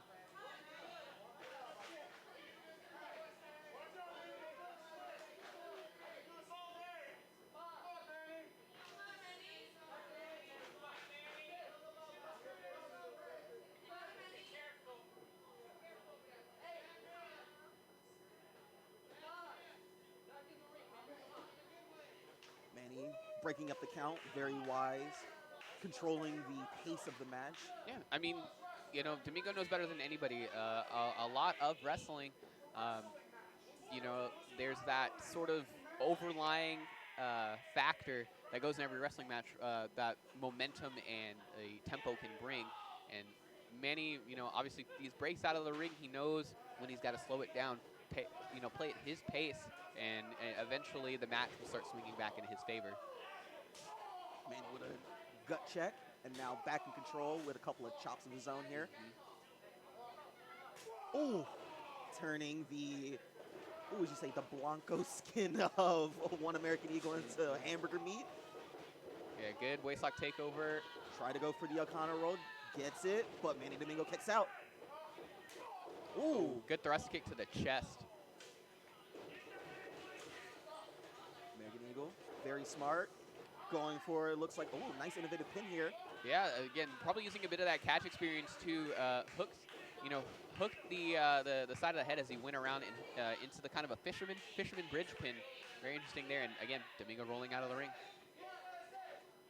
These are the mind games that Manny Domingo likes to employ when facing off in a 1v1 situation. You know, and maybe this is something Domingo wasn't ready for. You know, you look in terms of a career that American Eagle's had. Obviously, we're at his, I believe, his third professional match ever. So, you know, maybe Domingo came in with a headspace of, oh, you know, this is just some greenhorn. I can slap him around, get my money, and go home. But again, you're going up against someone who has almost as much amateur wrestling experience as you do professional wrestling experience, and so you come in with that kind of edge as someone new in the wrestling business. You know, that can kind of help propel you, maybe put you in a different, kind of, not necessarily a different league, but maybe a different corner of what it means to be 5 minutes have gone by. 5 minutes in professional wrestling. Excellent analysis there, Felix. As you see here, American Eagle now getting frustrated, and that played into Manny Domingo's hands. If only you didn't have to cut out eye holes in wrestling masks. And now Manny Domingo putting the boots to American Eagle's back. Well, rings him out, puts him straight down on that arm. Now jaw-jacking with American Eagle and sending some expletives to the fans. Yeah, Domingo saying there's quite a difference. There's a reason they call it amateur wrestling and professional wrestling. And Domingo attempting to kind of draw that line in the sand whereas he works over that left arm of Eagle. Scathing. Very scathing right there. Look, Domingo said it, not me. If anyone asks. Twisting wrist lock applied by Manny Domingo. Shoving American Eagle into the corner there. Doing all that damage to American Eagle's left arm. Manny using that 5 count to his advantage. Yeah, he's telling the crowd, I have 5. And this is just maybe not wrestling 101, but wrestling like 103 maybe. And that's working over, finding a weakness, working it, and exploiting it. And that's what Manny Domingo is doing to a T here right now as he works over that left arm, taking him over, oh no, into the ring post. It looks like he's just kind of wrenching it, kind of applying sort of an armbar type maneuver there, but using that ring post as leverage. And that can hyperextend somebody's shoulder out of socket.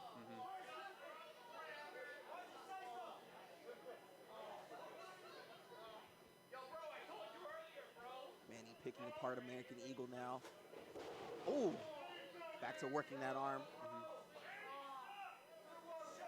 American Eagle has to find some way to get back into this match here. He needs to either just, you know, get out of the ring for a breather, or he needs to find something in his arsenal that'll get the control back.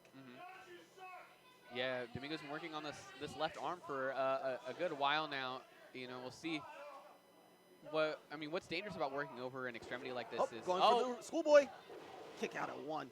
As I was about to say, working over an extremity could lead to a submission victory down the line, even from, you know, maybe not necessarily a patented submission, but kick out at 2 by Eagle. You know, it looks like it's making every kick out harder too. You know, you kind of have to put your whole body behind a kick out when you do so, from your legs to your body and then to your arms. So.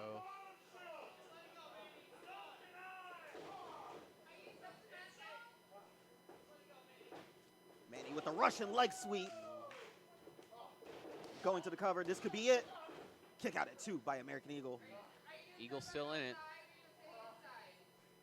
And again, all that inside outside ring work that Domingo's doing is paying off here. We're now back. You know, he's finally been able to execute his style and his pace. And you know, Eagles. Well, he's literally on the ropes right now, but also is figuratively back on the ropes too. And like I said, those are the type of mind games that Domingo likes to employ. You get them frustrated to the point where they start exerting more energy, more, you know, more feeling, and it tires them out as the match prolongs. As you see here, both men in a precarious situation here. What is going on? What is American Eagle got in store for Domingo? Thinking superplex. And he does! What a superplex! Both men on the ground. That's a great, Eagle saw his window of opportunity there. Domingo ascended to the second rope to kind of deliver some more punishment. And Eagle, called him out for it. Big superplex in the ring. Both men are down. Referee Babbitt's starting his 10 count here as both men try to find their way back to their feet.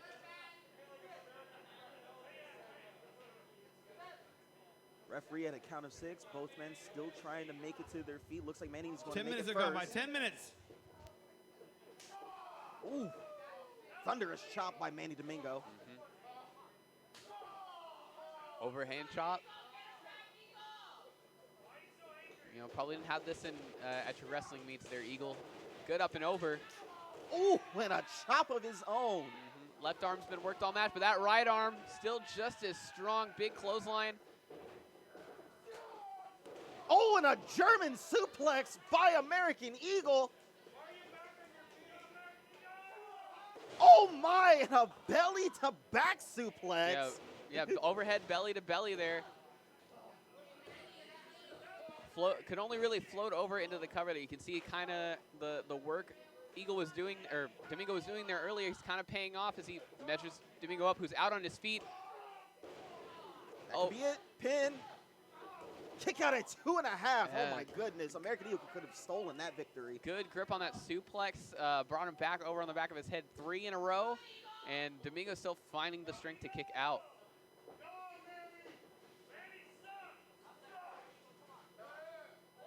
Now American Eagle.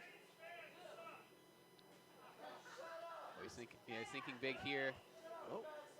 Looking for that over the rope cutter that we saw earlier. Oh, and look at this! Beautiful counter by Manny Domingo. Domingo studies his VODs, brings the arm on the top rope. Back up top. Oh! Double stomp to that left shoulder and arm, and Eagle might be out on his feet. Oh, into the Fujiwara arm bar. That's it. American Eagle taps. That's it. But look at this. Domingo's still holding on. He's trying to, referee trying to break it, can't do it. Oh, Domingo's got to break the hold. Somebody get another referee. Somebody get security. Break this arm bar up. Oh, Eagle's been tapping out. We've got to pry him off here. Come on. Manny's going to break this man's arm. He's going to break this man's arm. Oh, I can't watch this. Yeah, Pop's trying to talk Manny out of it. He's still got that wrenched in. I don't think there's anything the referee can do. Pops is yelling at it. The bell is rung. I think Pop's just, right in the DQ. There's Ace Seidel in the ring. Big clothesline taking Domingo off his feet. Seidel with the save here on Eagle. Big leg lariat. This is a save that needed to happen just 20 seconds earlier. But Ace Seidel coming to the save of American Eagle.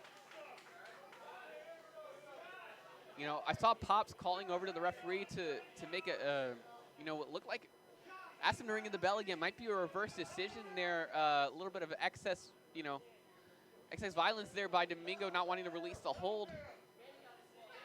Seidel at least able to help. Ladies and gentlemen, referee Josh has just announced the Manny Domingo has been disqualified. The winner of the match, American Eagle. There you go. I mean, you had the match won. The tap out was made, but I think Domingo was just trying to send a message there, and was not well received by AAPW officials and by Papa Don here. And the decision was reversed by disqualification. Manny may have won the battle, but we'll see if Seidel and American Eagle have won the war. You can only imagine the blood that is boiling between the two, Manny Domingo and Ace Seidel. I know for a fact as soon as he comes through that curtain, he is going to demand a match in the future against a Seidel. Yeah, absolutely. I mean, you know, I think we definitely understand here that this little blood feud here between Seidel and the rest of OSD is far from over.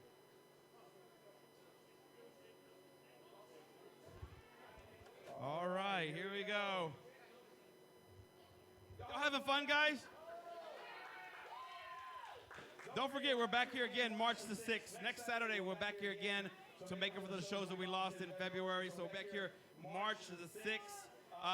If you walk by and you see over there, we have Miss Jakarta Rhymes is here tonight. She's over there waving at you.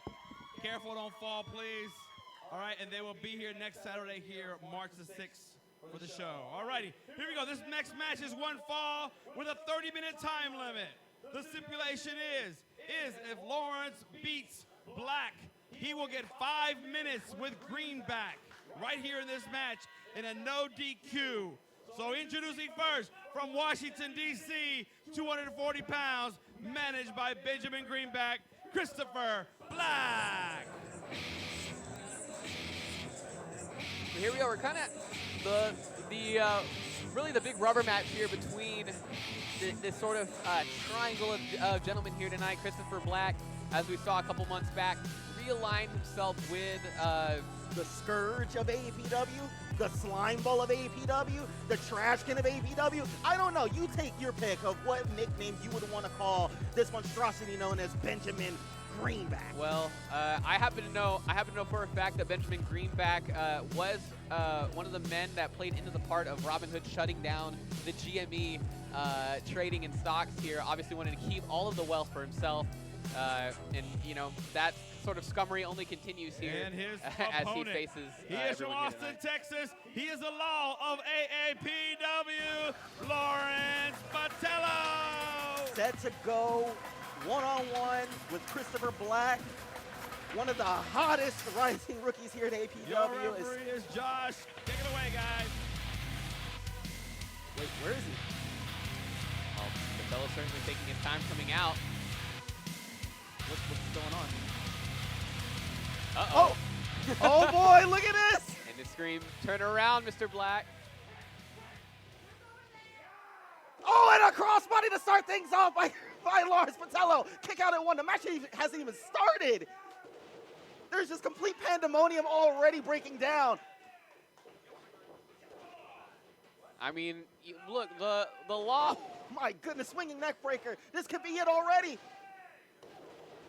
Kick out at 1.5.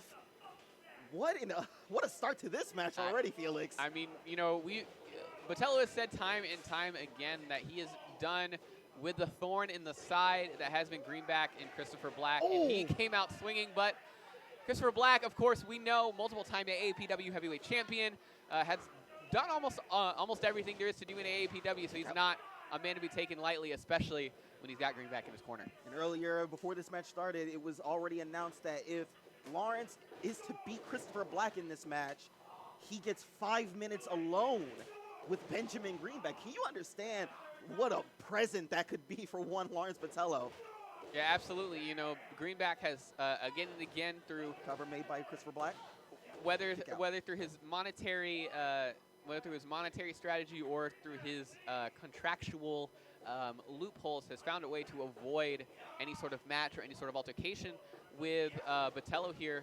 So, you know, that 5 minutes alone it could be all that Lawrence needs if he was able to pick up the ring there. But a big swinging backbreaker there by Christopher Black, and Lawrence is playing it straight in the middle of the ring.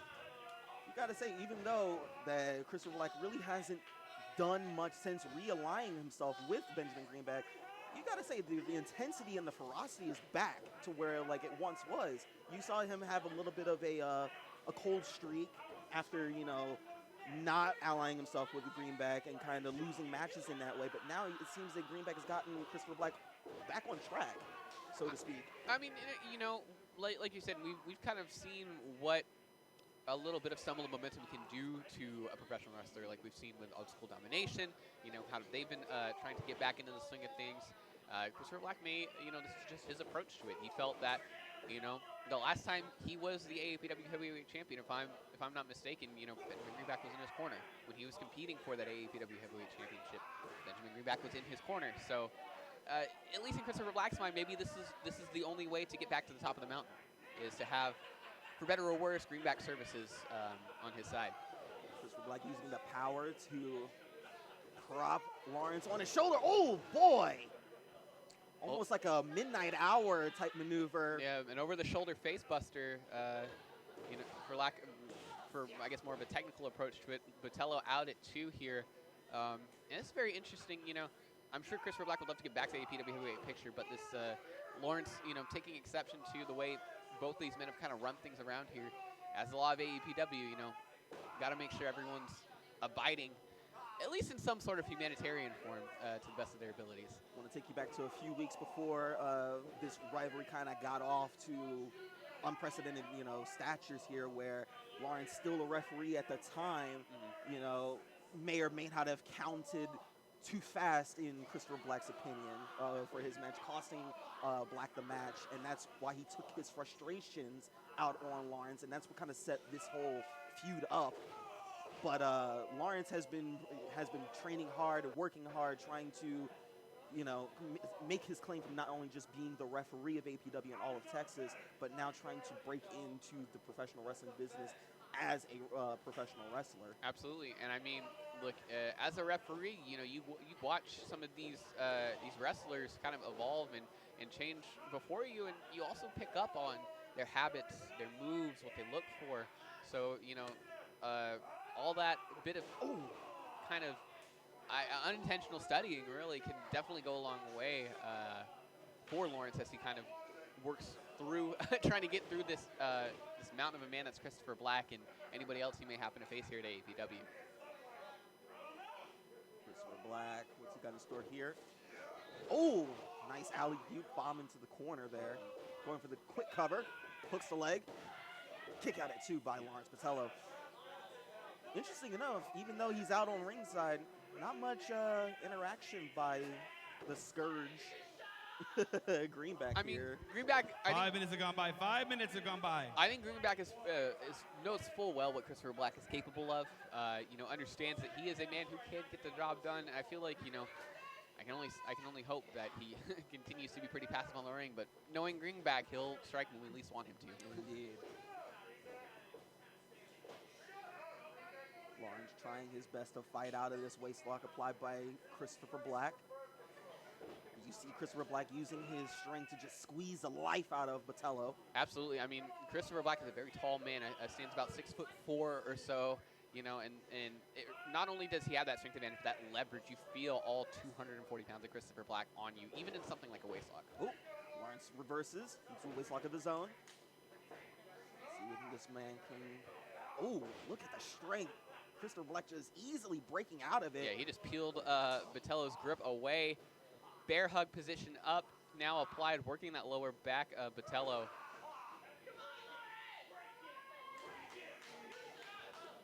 And it looks like Lawrence is fading. Referee might have to go and check on him. And it's hard. You can feel your spine kind of cracking. You can feel your breath getting shorter and shorter in a bear hug. Strong elbow, so at least gets his feet back on the mat. Now Botello hammering away at Christopher Black, trying to create some separation. It looks like he does. Let's see. Headbutt applied. And another one for good measure. Reverse atomic drop. Let's see what Lawrence does. Oh. Beck's behind. How about a classic 1-2? Drops him right on the knee. And the Russian leg sweep to take the big man off his feet. And the kip up for added measure. Yes, sir. Off the ropes. Oh, look at that. The strength of Christopher Black. Try to muscle him up. Oh, Lawrence was able to avoid it. Oh, and the lawbreaker. This could be it. Hooks the leg. He does. I think right before our eyes, Botello was able to sneak away with the match. Lawrence Botello. You know what that means? Lawrence gets 5 minutes alone with Greenback. Uh-oh. Now Lawrence gets 5 minutes with Greenback. Remember, ladies and gentlemen, this is 5 minutes alone with Greenback. No disqualifications. Lawrence gets his. Interesting to see, you know, Greenback at least trying to, uh-oh. He's not being patient here. He wants Greenback to himself right now. You see, yeah, Black off trying to recover here. As you know, from my understanding, in the contract that was established between Greenback's attorneys and the office, between Papa Don here at AAPW, is it explicitly stated no interference by Christopher Black, no interference by any member of Greenback's sort of corporation, I guess, for lack of a better term here. It's just Lawrence and Greenback alone in the ring, and we'll see now. Lawrence tossing Greenback across the corners here. Going for the cover. Kick out by Greenback. Yeah. Can't believe I actually have to call this match here. I mean, it is, I guess you could call it a gift to see Benjamin Greenback in the ring. If only for the chance that, you get to see someone lay some hands on him at the very least. All right, I'll take you on the way you. Look, life is a lot of give and take here. You've got to take your victories when you can, and sometimes this is what you get. Couple of gut shots by Greenback and a knee. I mean, you and I both know that Greenback, while he tends to prefer the more quick cover by Lawrence, the more administrative side of professional wrestling, I should say, Greenback still is a former social media champion. He has found a way to at least secure gold, and has proven that he's, competent in the ring to some degree. So we'll see here how he tries to, I would say wrestle, but more kind of weasel his way around. Back body drop applied by Lawrence Patello. He's got Greenback right where he wants him in the center of that ring. Oh, but Greenback, very wise. I can't believe I said that. Rolling his way onto the outside of the ring here. Yeah, I mean it's to the first fall or until the 5 minutes has expired, from what I understand. So, Greenback just kind of trying to drag this 5 minutes out as much as he possibly can. Oh, I see. Referee Josh Bepp. Oh, what's this? Wait a minute. Wait. I understand it was no disqualification, but what is this? Wait a sec. Oh my goodness, the big black boot! And just like that, Lawrence is laid out. Not like this. Oh, jeez. Come on. Well, this is why I can't support the man known as Benjamin Greenback. This is why I cannot, for the life of me, support this man. What this man employs is slime tactics in and out of the professional wrestling business. Ugh. I mean, what we were hoping for, at least. What I was hoping for. Well, we didn't really see any sort of involvement by Greenback here, at least in the match with Christopher Black, but maybe this was in the cards all along to really kind of get one up over here on Lawrence Patello, and like it or not, it's going to go in the stat books as a win for Benjamin Greenback. I'm angry, Felix. I was led to believe, far be it for me. I guess I'm not that surprised that Benjamin Greenback's lawyer team is just as every bit as slimy as he is. But Black sneaking in, Greenback looks like playing possum on a potential back injury, and the big black boot was all it spelled for Lawrence Patello.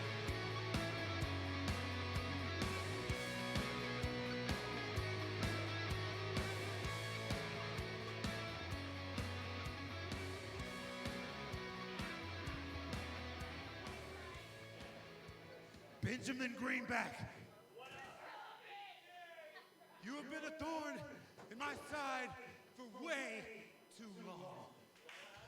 You have to get your cronies to come out here to help you win.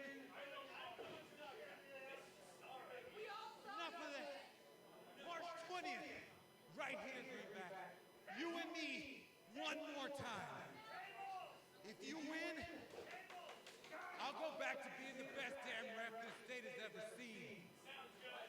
But when I win, Greenback, I'm bringing back an old form of justice.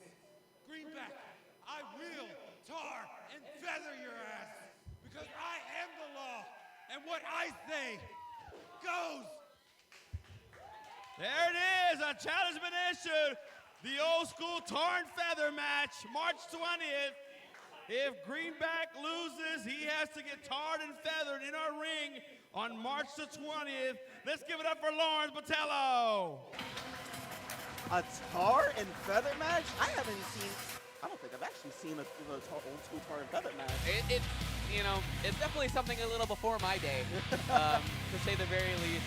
But, I mean, Lawrence Botello, a very by-the-books, old-school, rough and tough kind of guy, has been around and involved in the wrestling business a lot longer than a lot of us that are currently training. But I mean, it's tar and feather match. All right, here we go. Y'all Y'all enjoying the show done. so far, guys? Don't forget, March 6th, next Saturday, we'll be back out here again, all right? Next Saturday, March the 6th. Tell your friends and family, come on out and support AAPW. All right, this match is one fall with a 30-minute time limit. It is a non-title match. Introducing first, from Houston, Texas, 190 pounds, Steve Reno. Steve Reno taking on the baddest man in town, Leroy Brown, in a non-title match. Earlier, before the show actually started, Steve Reno took exception to not being wished happy birthday on his Facebook wall, not being given opportunity, and claiming that he hasn't been used well in quite some time. So took matters into his own hands and attacked the interim America's champion. What do you make of that, Felix? I mean, as far as I know, pinfall wizards are immortal, but every birthday is still very, very special to them. And I think a combination of that, and of course Steve Reno not really feeling like he's been given what he's put into AAPW. You know, he told Papa Don himself he feels anytime Pops is in a rough spot, needs someone to come through and put on a great show for the fans and put on a classic for the fans, he goes to Steve Reno. And Steve Reno feels like he hasn't been given his fair shake when it comes to the America's Heavyweight Championship. But Pops, and even before the attack, Pops and Leroy said there is a ladder to climb here, and I can almost assure you, should Steve Reno walk away the victor of this match tonight, it would all but guarantee him a shot at the title he feels he rightfully deserves.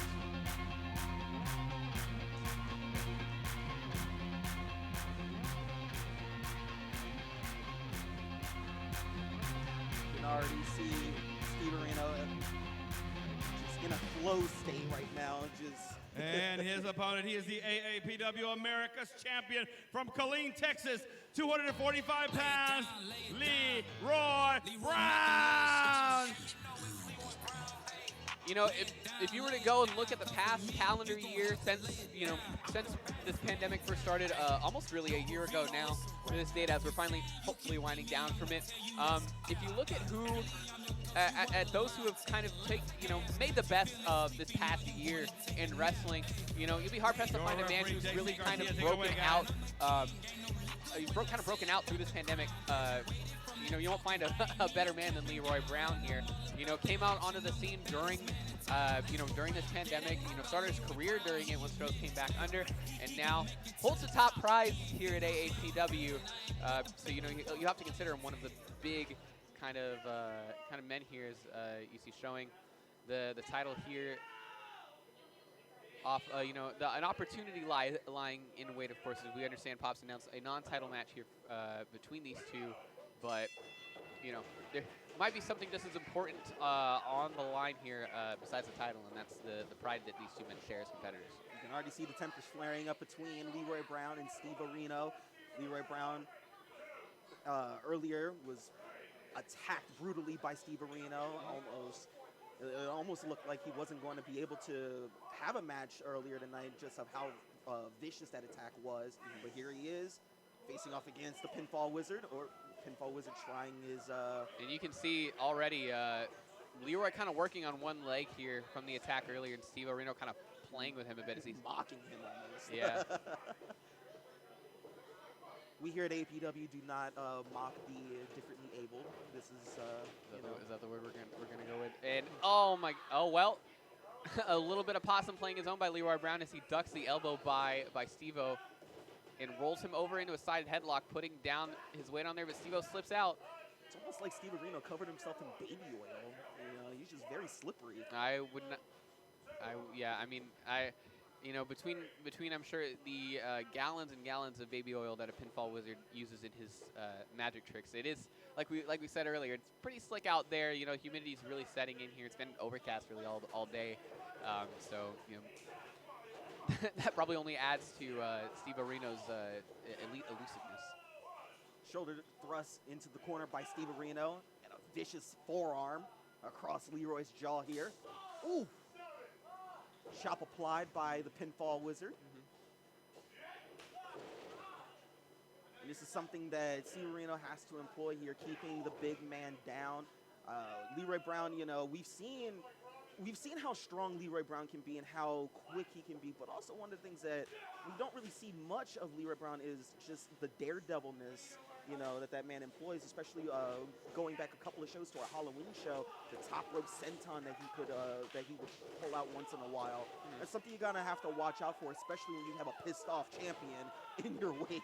Yeah, absolutely. I mean, you know, and maybe that's something that Leroy's kind of been working on too. And a German suplex by Leroy Brown, a release German.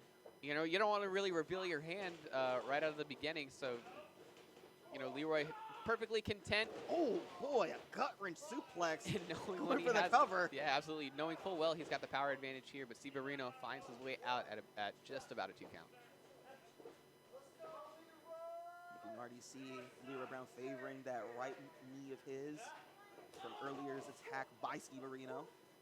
Let's hope that it doesn't become too detrimental in this match. Oh my goodness. Steve Areno has no more ribs. That was, like I said, there are chops that you could feel where they get mostly meat, but then there are chops where you can feel it shake every bone in their body, and Leroy Brown is a man who can deliver those kind of chops. But you see Steve Areno not letting it get to him as he's hammering away at the champion. Back in control. Steve-O looks like you propping Leroy Brown's leg, that injured leg, across the rope, and then just using the rope to his advantage to kind of hyperextend it. Utilizing that 5 count, he almost got disqualified there. That's something you don't want to do in this type of match. Even though this is a non-title match, there is still a lot to prove for Steve-O. He needs to get back to the mountain. He needs to climb to the top of that mountaintop again.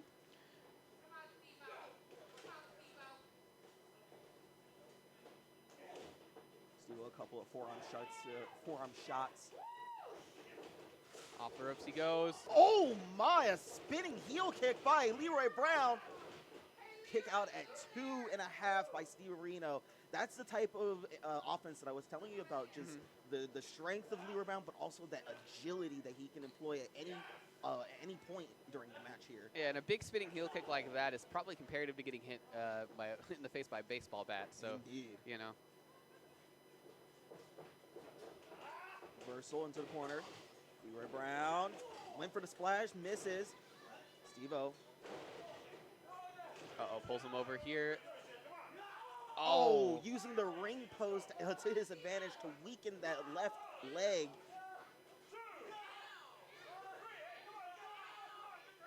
Yeah, big and a 5, big 5. Then that ring post is just solid steel too. That's not going to do any favors, and you know.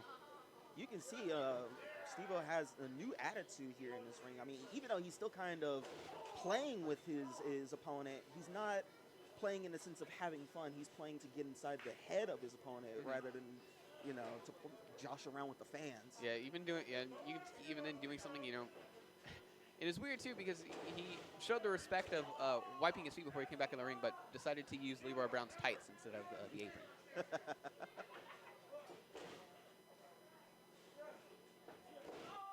Steve-O still picking apart. Yeah, you can see he started moving from the right leg back to that he worked on that he injured earlier to the left leg, now back to the right leg, switching legs, working, really making it so at a point the longer this match goes on, we'll be surprised to see if Leroy Brown can even stand. Indeed. And you know, as a true heavyweight like Leroy Brown is, you know, your legs are your best friend. Someone smaller eventually chops those tree trunks down. You know, a lot of your lethality really kind of goes out the window. Leroy Brown using his lanky stature to his advantage, grabbing those ropes and breaking that hold. But Steve-O still back on the offensive here, putting more pressure on that injured 6 leg. minutes have gone by. Leroy 6 Brown. minutes. Absolutely, and there's so many sensitive parts that go into, especially in the knee specifically, that Steve-O's kind of working here. You know, there's so many moving parts, so many muscles and pieces that even if one of them goes out, you know, that's 6 months, 9 months, maybe even a whole year out of action while that knee heals. And so, you know, Leroy, as this match goes on and Steve-O continues to work those legs, Leroy's just gonna have to add that extra layer of care and, you know, kind of wherewithal to make sure that Steve-O doesn't walk out of here, and Leroy ends up not being able to walk out of here. Steve Areno still stomping away at the champion right now, pushing him out of the ring here, saying that this is my yard. I am top dog now.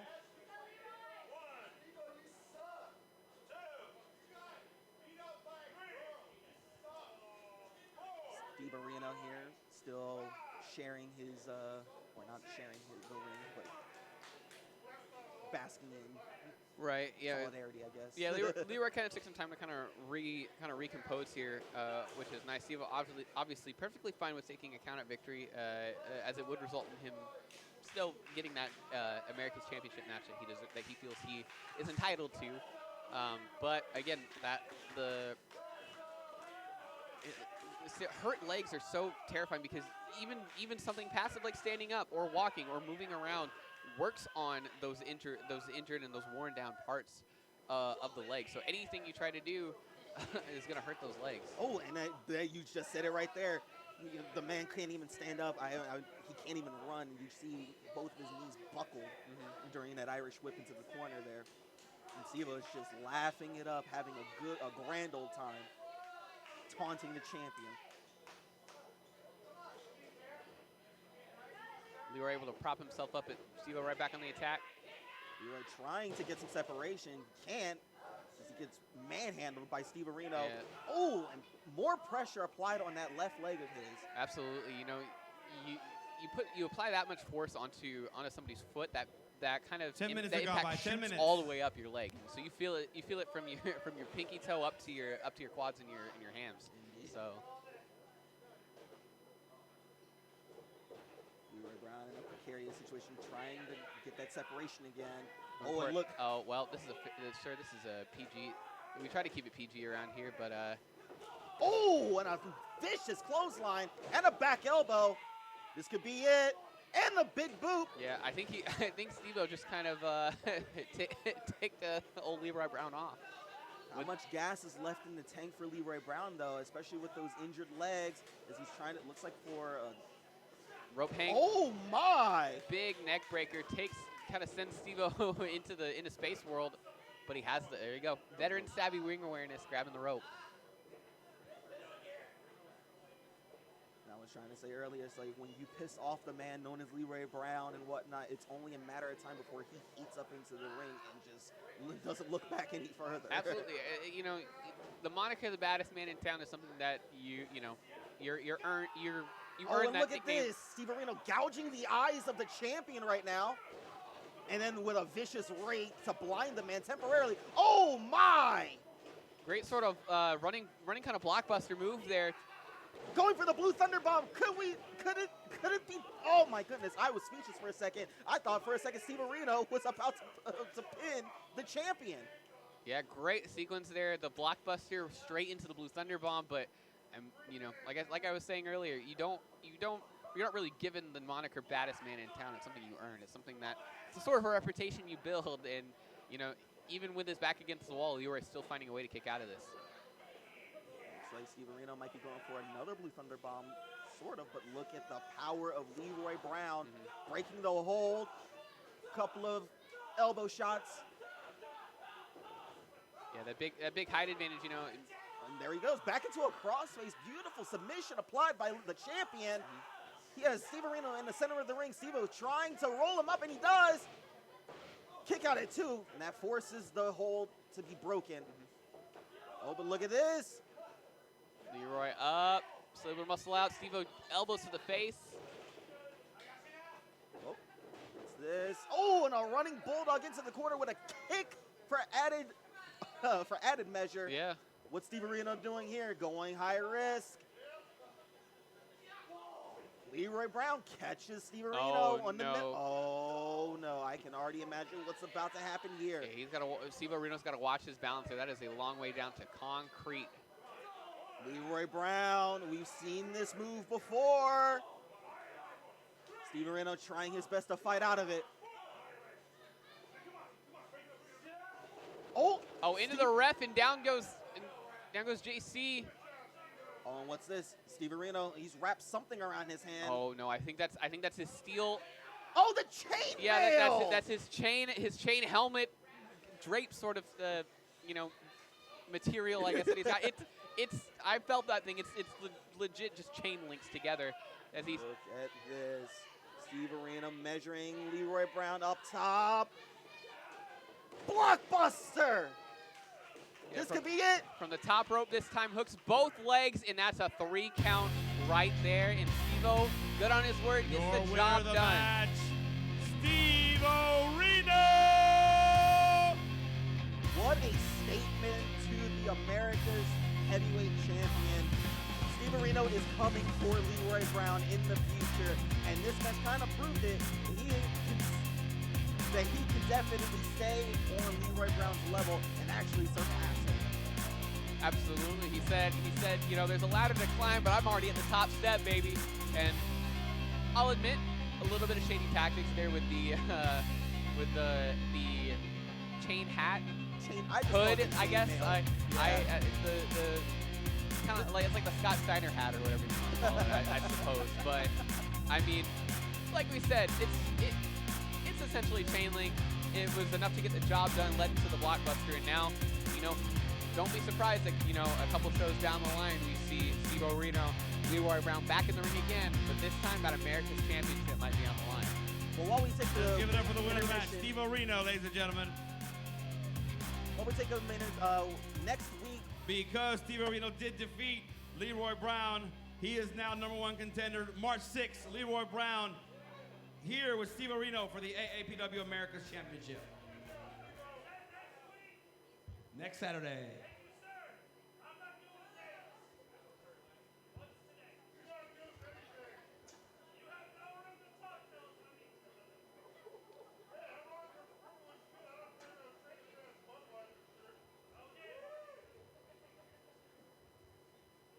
All right, y'all ready for the main event of the evening?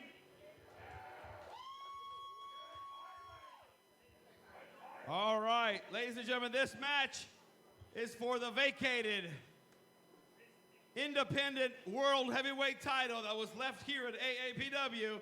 So they went to go get it, sorry. And it is a gauntlet match.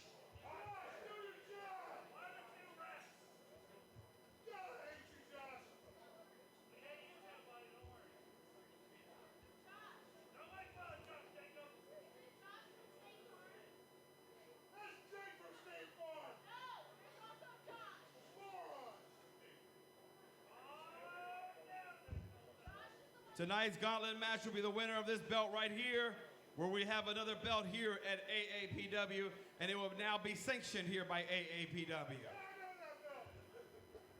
All right, here we go. This match is one fall. It is for the vacant World Independent Heavyweight Championship. Introducing first, from Austin, Texas, weighing 260 pounds, Austin James. All right, here we go. It is main event time. Pop it on, making the best of a unique situation here. The Independent Championship defended by Don Rodrigo. In between all of his many world travelings, unfortunately could not meet the AAPW clause of consistent title defense, matches. So it's now up for grabs here. A lot of we've got 6 men in this gauntlet match, all 6 with a lot to prove. But the man who's got to make the longest journey here is the man who unfortunately drew the short straw. Austin James is going to have to, and if his he wants that title, opponent he's in the opening of the gauntlet match from Eagle Pass, Texas, 195 pounds, Alberto Reyes. And the young vaquero himself, Alberto Reyes, making his way to the ring quite an impressive debut over the past few months now. You know, picking up victories over OSD and whatnot, over Manny Domingo actually. And, you know, he's slated for big things in his career here, but he has the gauntlet match and 5 other superstars to go through in order to secure his future title hopes, hopefully. Absolutely. Like I said, you know, Austin James and Alberto Reyes both with the longest journey ahead of them here. You know, gauntlet matches are a little on the brutal side when it comes to conditioning and to, you know, fatigue and making sure everything's good here. But it'll be interesting to see what these two have to offer. Again, we've got 6 men here in this gauntlet, all with, I think, a stake to claim to at least be in contention for this vacated championship now. And I mean, when you're looking at a man like Austin James here, you know, a couple months ago he did make the graduation ceremony and whatnot, being the longest, you know, survivor of the APW gauntlet to actually, you know, graduate. So that's something that Austin James is already kind of prepared for, how long a match of this caliber can go, especially when you have so many people to get through. Remember, he survived 65 straight minutes against all of AAPW's students, past and present, and graduates, past and present, and whatnot. So I can only imagine what Austin James already has in store for this gauntlet match. Absolutely. I mean, you've got the, you know, that's sort of a rite of passage here at AAPW to really kind of earn your stripes and make that jump from student to graduate is that big gauntlet match. So obviously that mentality that Austin James has, the preparedness that needs to go into a gauntlet match is, you know, firmly planted within him. They trade a couple of bounds off the ropes there, but Reyes with a big drop kick to James, and he gets the big man up for a big scoop slam. Wow, he's been working out. I mean, look, you spend your whole life growing up roping down and tying down, you know, cows and calves and all sorts of farm animals. You know, I imagine you could probably get a big bull up like Austin James up and over maybe once or twice. Indeed. See here, both men circling each other up, measuring each other. They've already got a little bit of the test of strength out of the way, but now both men. Ooh. There's a different approach to the lockup there. Kind of, he threw his arms to the side, kind of broke the lockup attempt, and just straight drove a knee into his side. And that's the type of tactics you have to employ in this type of match. You want the quick and decisive strikes, so that way, again, when you're facing off against 4 other superstars and whatnot, you still have energy for later. As Alberto Reyes ducks the line into a waist lock, trying to hold on for dear life. Austin James trying to fight out of it, and he does. Couple of back elbows from Alberto Reyes here. Oh, and a back elbow of his own from Austin James. Cover. Yeah, Kick good. out at 1. Yeah, big trade of strikes there. You know, and this is good. This back and forth is what we like to see. You know, it shows that, you know, these men are here to fight, and there's that competitive aspect is there. They're not here to just take anything lying down. And remember, this is all for the Independent Wrestling Championship, the World Heavyweight Championship, according to Papa Don here. So, I mean, imagine whose career can be made here tonight in this gauntlet match. Absolutely. You know, like Papa Don said at the beginning of the match, this is, you know, moving forward after this match, this will be kick out at 2. An officially sanctioned title here at AAPW, meaning it can be rightfully defended, you know, rightfully shown around and everything like that. So, in a sense, the lineage starts here tonight. Whoever wins is the first of, you know, the first of many, and also being the first of, you know, the future of this championship. So, you know, you kind of have the ability to write your name in the history books, and you can kind of set up as a big slam there by Austin James into the cover. Kick out at 2 by the young Vaquero himself. You got to hand it to him. I mean, I have been thoroughly impressed with Alberto Reyes for the past few weeks now. Just, he constantly leaves it all in the middle of that ring. He shows how much he loves this business. He shows just the heart that he leaves in the middle of this ring every time he goes out to wrestle. Austin James goes for the splash, but Alberto Reyes with the, oh my! Beautiful counter into the jumping, what was that, an axe handle? Yeah, it looks like a big elbow to the top of the head. You know, rattled the brain inside Austin James's skull. Both men looking to get back to their feet. Ooh. Good duck on the line there, yep. Getting off to the ropes. Let's see what he's got. Oh, a couple of quick strikes. And then ending it with the lariat. And a jumping elbow. Kick out at 2 by Austin James. Again, both these men kind of, you have to find a weird type of line to put, you've got to go balls to the wall so you can put your opponent away, but you also don't want to gas yourself out knowing that there's 4 other men that you have yet to face. So it'll be interesting to see how these 2 men approach and try and get the victory. But like I was alluding to earlier, again, the chance to be the first, of this technically new title now, you have, it all goes on you into how you present this title and how you carry it moving forward. So it'll be interesting to see what we've got here. Duck a line there. Spinebuster by Alberto Reyes. This could be it. Hooks the leg. And he wins. Okay. Austin James has been eliminated, and now it is Alberto Reyes going up against Alberto Reyes advances I know that the music. match. His opponent from the Kickapoo tribe here in Texas, 160 pounds, Michael Arrow. Michael Arrow making his way to the ring. He had quite the welcome back on our last episode of AAPW.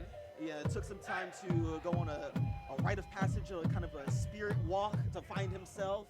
And since then, he's been on fire. I mean, he recently wrestled in a couple of places other than AAPW, so we're welcoming him back to AAPW, see what else he's learned. Absolutely, and that's that's a big step. It's kind of a big, really wake up in your career as a wrestler to finally branch out and work for other promotions in other places across Texas.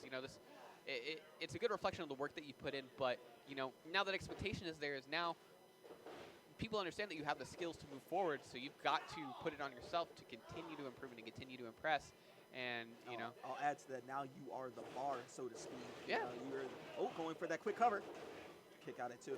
You're now the standard for what everybody here at AAPW hopes to strive for. And absolutely. Whatnot. And this is interesting too because this is the first time these 2 men have met in the ring before. Between Arrow and Reyes here. So it'll be interesting to see how these 2 kind of really kind of fare off and bounce off one another as this match goes on. Indeed. That, obviously Arrow coming in as a fresher man takes control with these side headlock takeovers.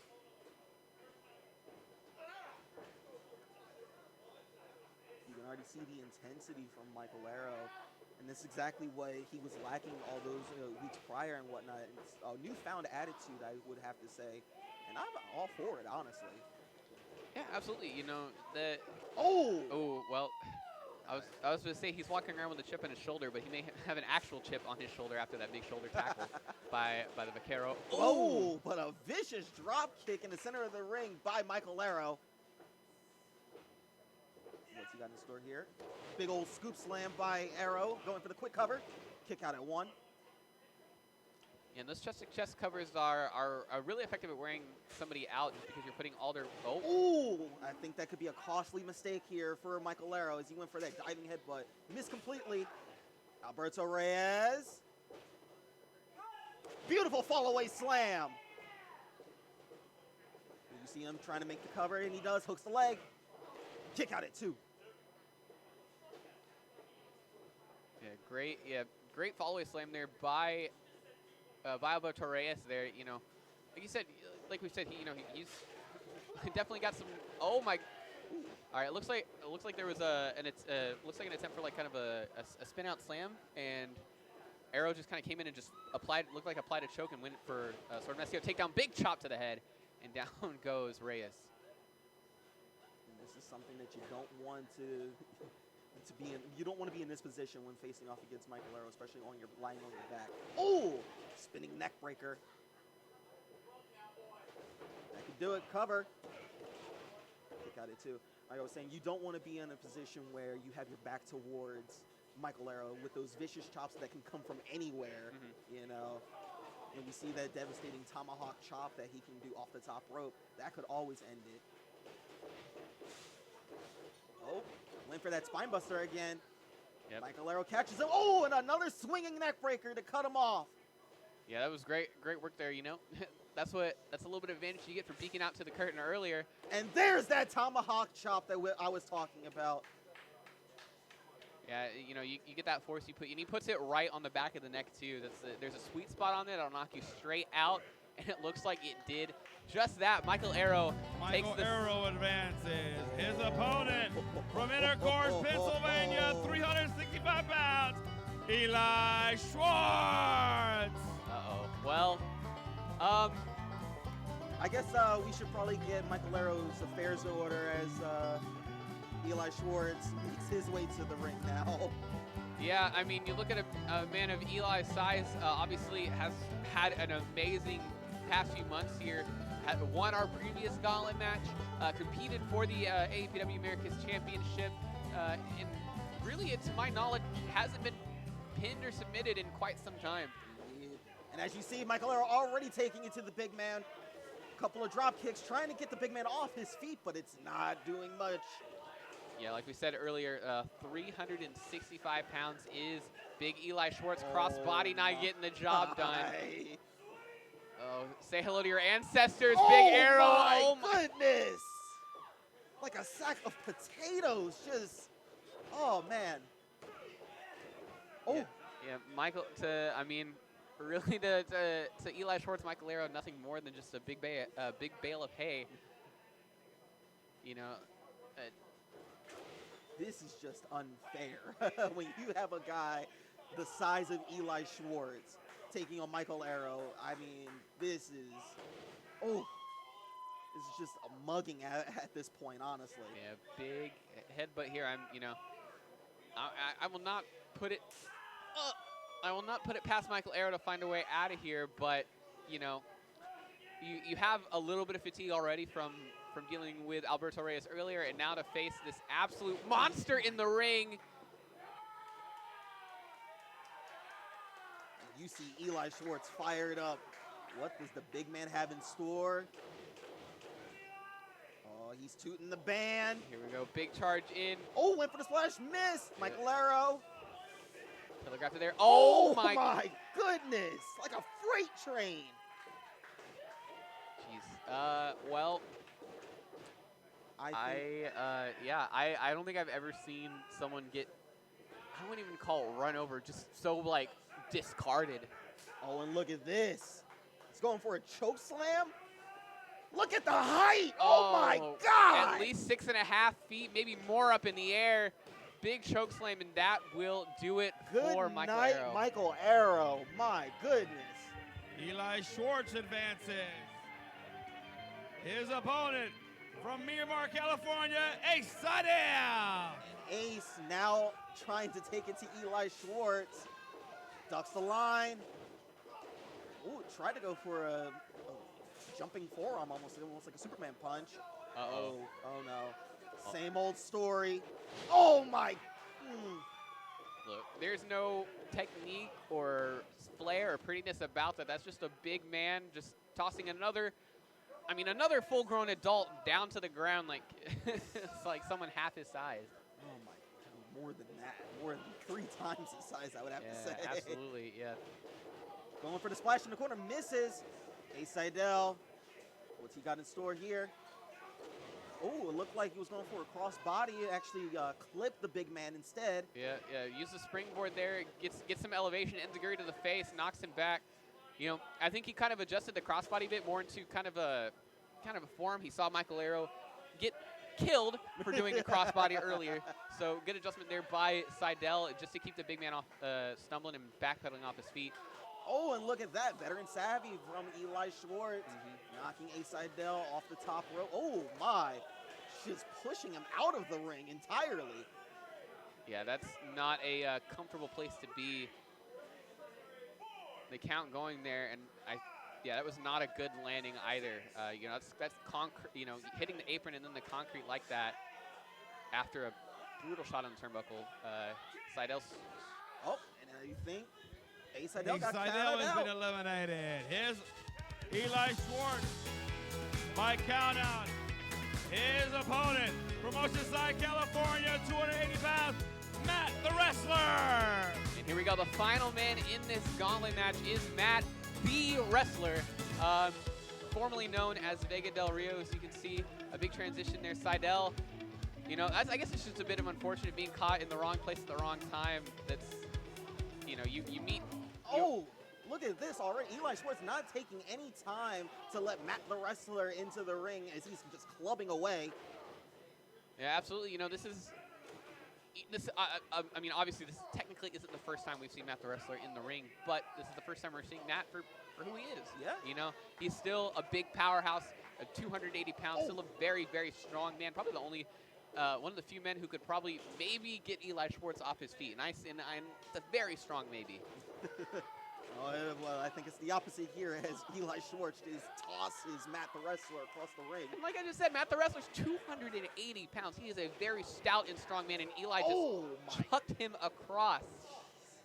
You know, it's not very often does Matt the Wrestler find himself as a small guy in the match, but Eli, big splash in the corner on Matt. Well, he's going for the third time's a charm.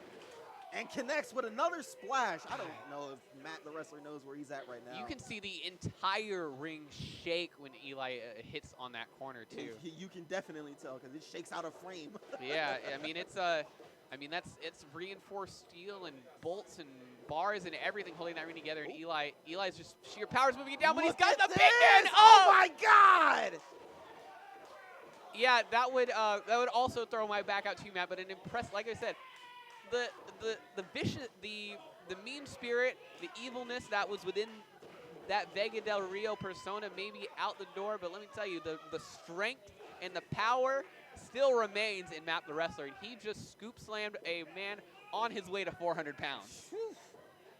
Quite a feat there by Matt the Wrestler. Let's see if he can capitalize with a couple of chops into the corner. Coming back in. Oh, went for the splash, but Eli saw it. Ducked out of the way. Oh, what's this? Uh-oh, big man up. This is not looking good. We've seen this before. Out to pasture. Big wasteland. Center of the ring into the cover. That does it. And Eli Schwartz has become your winner of the match and new Independent World Heavyweight Champion, Eli Schwartz. Well, I mean, call it an inevitability. I think you and I both know that gold was about to find itself around the big waist of the Amish man sooner rather than later. And tonight just happened to be the night. The now new independent heavyweight champion is Big Amish Eli Schwartz. And, it'll be a pretty prize to take home back to the pastures of Pennsylvania. Indeed it will, as he gets the hat to celebrate a job well done. Good on you, Eli Schwartz. You have captured AAPW's Independent Wrestling Championship. Absolutely. The first, really the first in its true lineage now that it's a sanctioned title here. You know, everything here on out is in the history books for Big Eli Schwartz. We may need to get a belt extender so he can actually wear the belt. But, there's a long way going. You see here, Papa Don making his way up here to congratulate now the first and new independent heavyweight champion. Eli, come on over. You're the new independent world heavyweight champion here at AAPW. And I'm going to tell you, and I don't know what you got to say to these guys, but you know what? They just put a bullseye and a target on your back. They're going to be coming after you. That is absolutely 100% correct. But just like all those others that were in this gauntlet match, I tried my best and I prevailed. Now I understand that you have others back there that also want this belt, but they're gonna have to fight 3 times harder at least than me in order to win this championship. There you go, you got it. Let's give it up for Eli Schwartz, ladies and gentlemen. Very, very true.